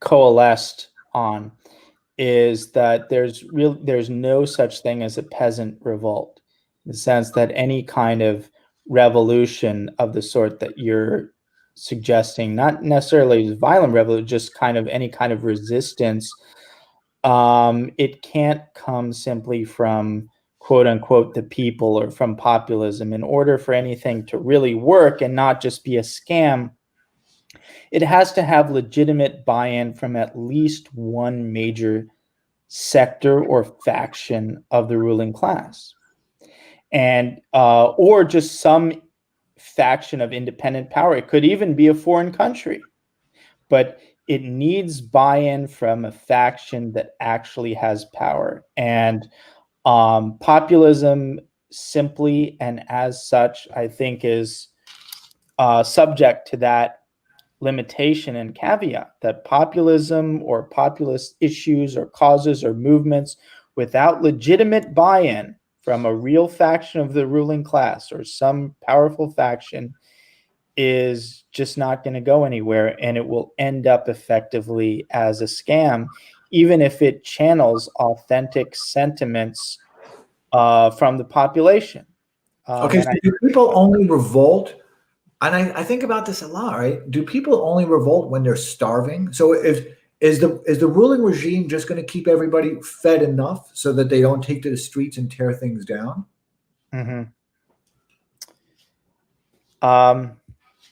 Well, repeat that, please. Okay, so is the ruling regime, in this case us, but I read a lot of history, so in other instances I was thinking about it as well. But so is the ruling regime just going to, let's say America, are they just going to keep, as we go into hyperinflation and other things, clearly are happening. So are they just going to keep everybody fed enough that they don't become industrious and tear the system down? I mean, that's one option. Just keep people fed enough. It's unclear exactly how people will be pacified and mollified. I think, there's just a general dumbing down. So it could be a combination of severe punishments for people who deviate from the orthodoxy, and more readily available kind of palliatives and opiates. A lot of people talk about, video games and but doesn't there pornography and so forth. Doesn't there always have to be some threat of increasing coercion of violence? Doesn't there always have to be some type of a threat of violence for a system to kind of stay intact? Well, I mean, ultimately, yes, in the sense that the state has to have, credible force on its citizens. Now we're getting back to Hobbes. But I think a lot of the, barring that kind of ultimate threat, I think a lot of the way that our system functions is, again, it's soft power. It's color revolution internally. It relies on psychological methods of control, because look, a lot different peoples and different cultures are much more comfortable with just kind of direct coercive control. These people are the authorities, and you respect them because they're the authorities. The propaganda functions differently in the United States. People can be totally owned and controlled, and yet you give them the propaganda that makes them think that they're deviating from authority, and you've got them in the palm of your hand. And that's more how things function.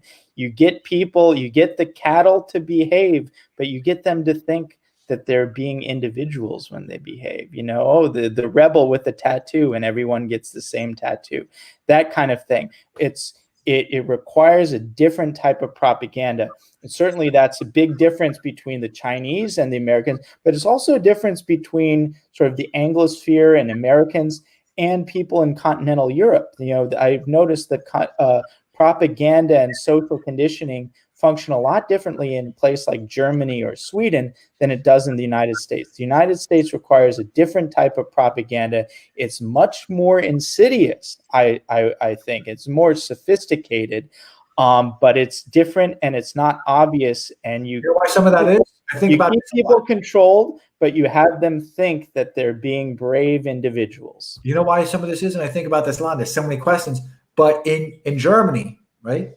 And I've got a lot of people that I've met through Twitter that have become so helpful to me in understanding what's happening throughout the rest of the world. Friends in Bolivia, we're sharing a lot of kind of who are sharing a lot of kind of documents and stuff, or a lot of news context. So I will say that in Europe, they all they had to do was kind of import adversaries and import people who were already hostile to the European empire and felt they had scores to settle, and then just balkanize them and kind of treat them violently. Don't allow them to participate in the democratic practices that happen there. The immigrants within Germany, actually, many of them have their own political representation that exist outside of the political parties that they have there. It's craziness. In America, we had to kind of manufacture our own enemies, and I really do see that happening because America already had so many immigrants in it, and so many people who came here for capitalism, so many people who came here recently, and families recently came here, that it's hard to call everybody a racist like they do in Germany, because a lot of people here are immigrants and they're not responding to that type of claim. That's just the right thing. Yep. So we should probably wrap up. I've got an early morning. A little bit more. Amanda Amelia said the same thing 2 hours later. Okay, so listen to this. I've curated. So Ken Thoreau, we've got a couple of questions because they're good questions. I kept them on silence. Ken Thoreau says, I've curated my feed to feature as many sides as I can think of, and there has been a bifurcation of the already bifurcated population. Almost had an identity crisis after realizing how bad it's gone. Have you seen that within Revolver? I'm not sure what exactly it's referring to. As many sides. I mean, there's the whole trope of the person who's like, oh, I read everything from the left wing to the right wing. Yes, different, it's good to have different perspectives. The way I would boil it down is you read things from kind of a first order position and a second order position. You read some things, very rarely actually these days, but there are some things that actually give you a direct first order insight into something that's going on. Like, wow, I hadn't thought of that, or I didn't know that. Most news, I think one should consume on a second order basis, which is, this isn't really giving me any useful information about this topic directly. What it is, it's useful in that it tells me what the authorities want me to think now and why.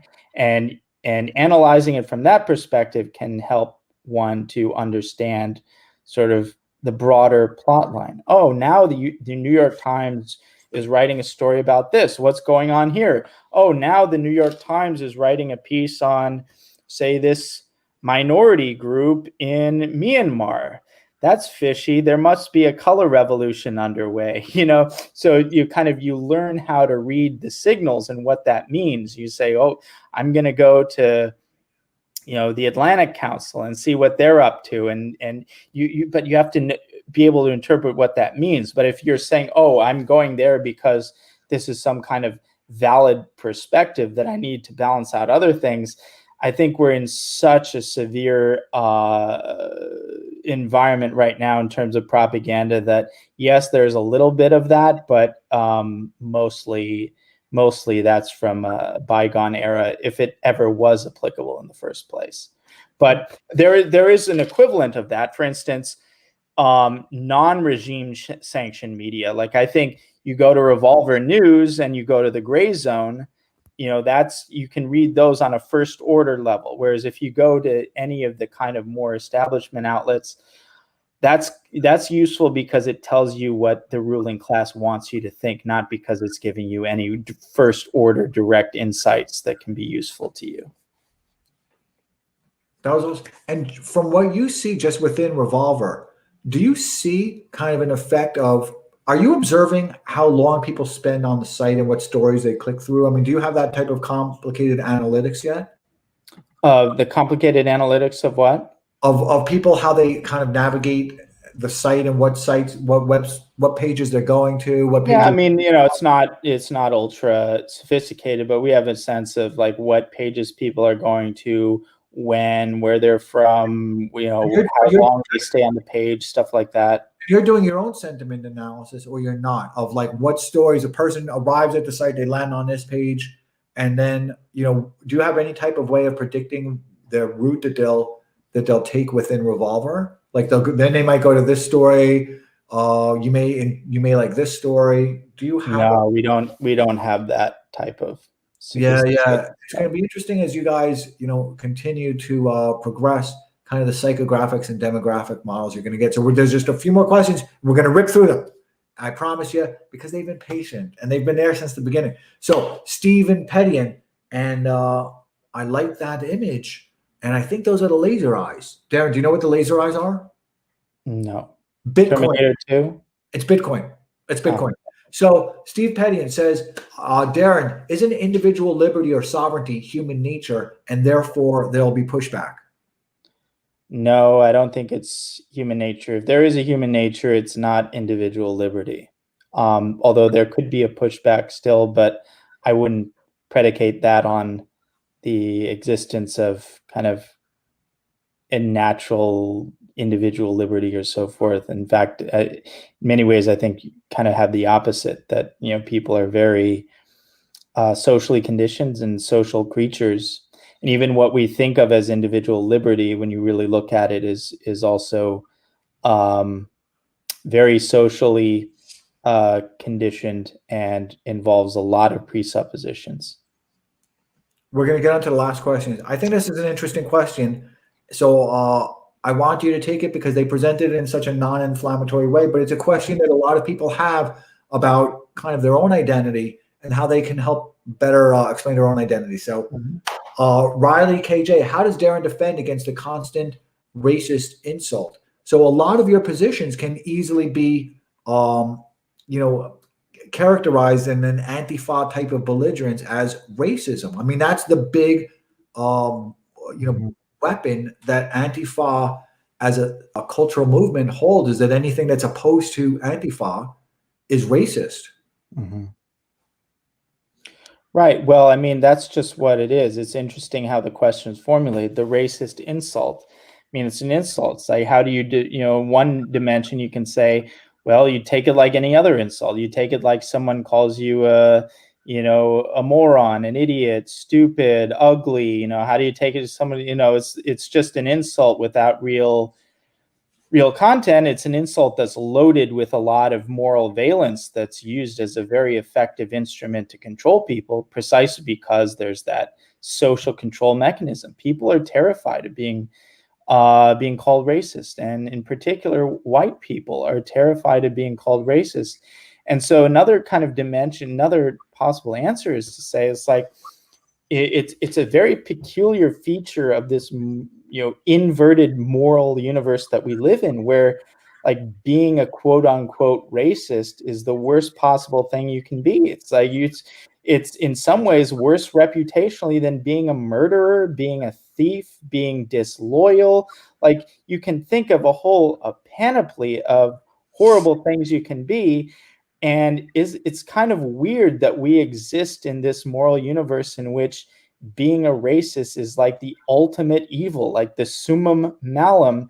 And I would kind of question the health of a system in which being quote unquote racist is the worst thing. It's an inverted moral universe, and so I think in some ways it's like, you can resist the racist claim, but it is a joke, it is an insult, it is used to control, but also you can ask, like, assuming someone is a racist, is that really the worst thing in the world? Is that worse than being a murderer? Is that worse than being a thief? Is that worse than being a child molester? Is that, and so people's just terror of this word and being called this word, and the lengths that people will go to one could argue even the length of sitting back and watching while one's country is destroyed, while one's history is erased, and while one's destiny is desecrated, all to avoid being called this one word. And so I like to just say, as a thought experiment, and again, I get racial because the term So watch your language. Don't use any bad language. I know the word racial because the term is used as a racial weapon.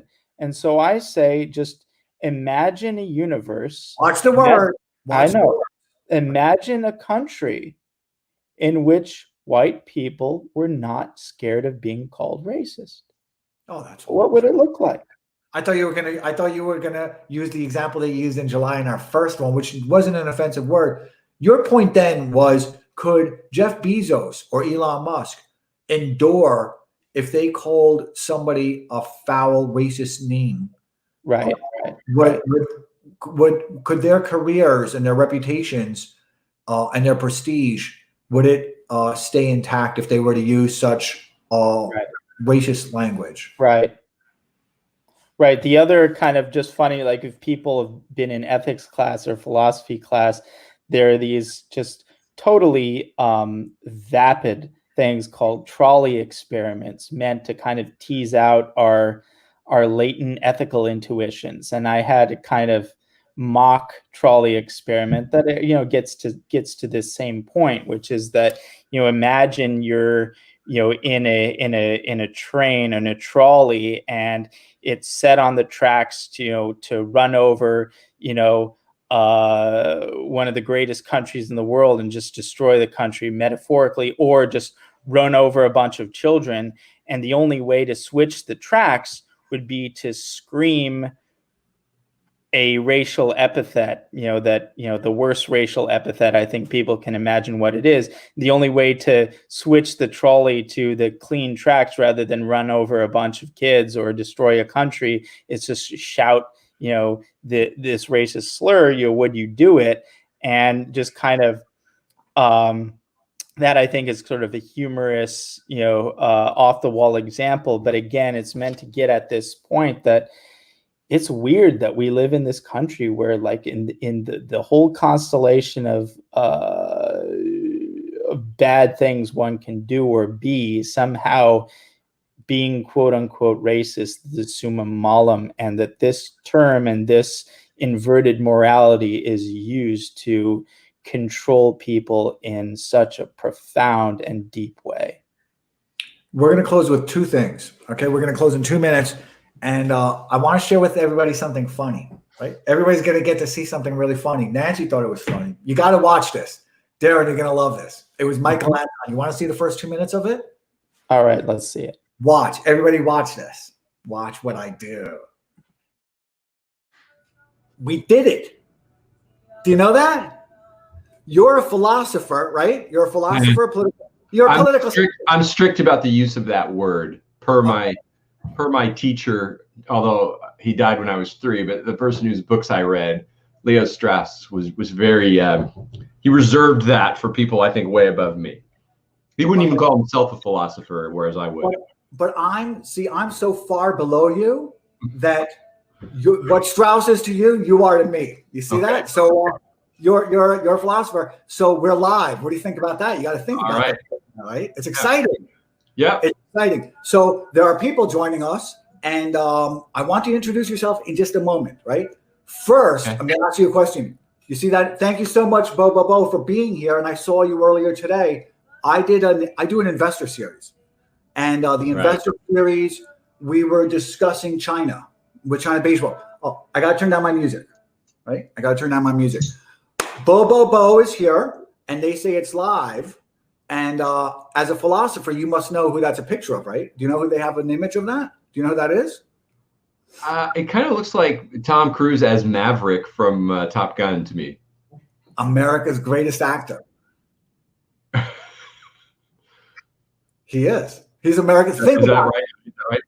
Think about it for a while. Think about it. He's America's greatest actor, and he's our finest diplomat. He truly is. And he's got a great singing voice. I don't know if you saw School of Rock, but he's really, was it School of Rock? Oh, but he's so good. He's so talented. It was. And Nancy, find out what the movie. I'm going to ask Nancy like she's a like she works for me or something. Nancy, find out what movie that was. So, thank you so much for joining us. You like that, right? He is. You see the stunned look on Nickel Anton when he doesn't know if I'm kidding or not. Right? That was a classic. That was so good. Darren, you're awesome. There's an interesting question. I'm going to end it with this. And then we'll put it up the Revolver banner, right? So Rising Serpent says something I think all of us are wondering, which how far can this kind of progress? How much are people willing, how much more encroachment are people willing to tolerate? How much, how much more of a burden do they have to carry as these things are just being taken away? So Rising Serpent says, people will give up liberty and freedom in exchange for the promise of being taken care of. That's true, although I don't know if that's the best characterization of the kind of trade-off that exists in our situation. I think it's actually worse than that. I think, and we might have differing opinions of that, but I think at least the model of a place like China is, you give up your individuality, your individual rights, in exchange for a state that will at least attempt to run things competently, keep the lights on, keep things functional, keep things safe, and so forth. Whereas in the United States, you see a rapid and severe diminution of liberty without even this implicit exchange, and so things become more chaotic, more crazy, more unstable, even as we're giving up more liberties. And ultimately, I think that has to do with the difference between two models of governance and control, one being full-blown tyranny and one being a model called anarcho-tyranny, which we can talk about more extensively probably in another discussion. But that would be my shorter version answer to that question, or response to that statement. It wasn't a question. And we're going to close up in just a moment. So what I'm going to do is I am going to go to what's called a brand. You can't see all the technology I've got on my side. It's amazing, man. It's like I am sitting at the helm of the Starship Enterprise. That's how much power I hold right here. You do. Okay. So we're going to look at this. You like Whoa. that? I like it. That's what I was trying to tell you, Darren. That's how we're going to close. So I really want to thank you so much. Thank you. This has been a lot of fun. Thank It you. has. And what I would like to do going forward, and we discuss this, just for a few seconds before this began, is today was 2 hours and it was really awesome because everyone gets to interrogate you. But what I would like to do, as you guys, as Revolver is doing so many good stories about Sick Nick, right? And about the Department of Justice assault on Americans. I don't know what else. Maybe there's better words for that, but Yep. it's shorthand. Right? It's an assault on Americans, and you guys are really doing coverage of it in a way that others aren't. I don't watch Fox News, and when I've seen Fox News, I'm very disappointed because I don't like that calling everyone a socialist type of rhetoric. I think that's stupid. Right. It's just idiotic.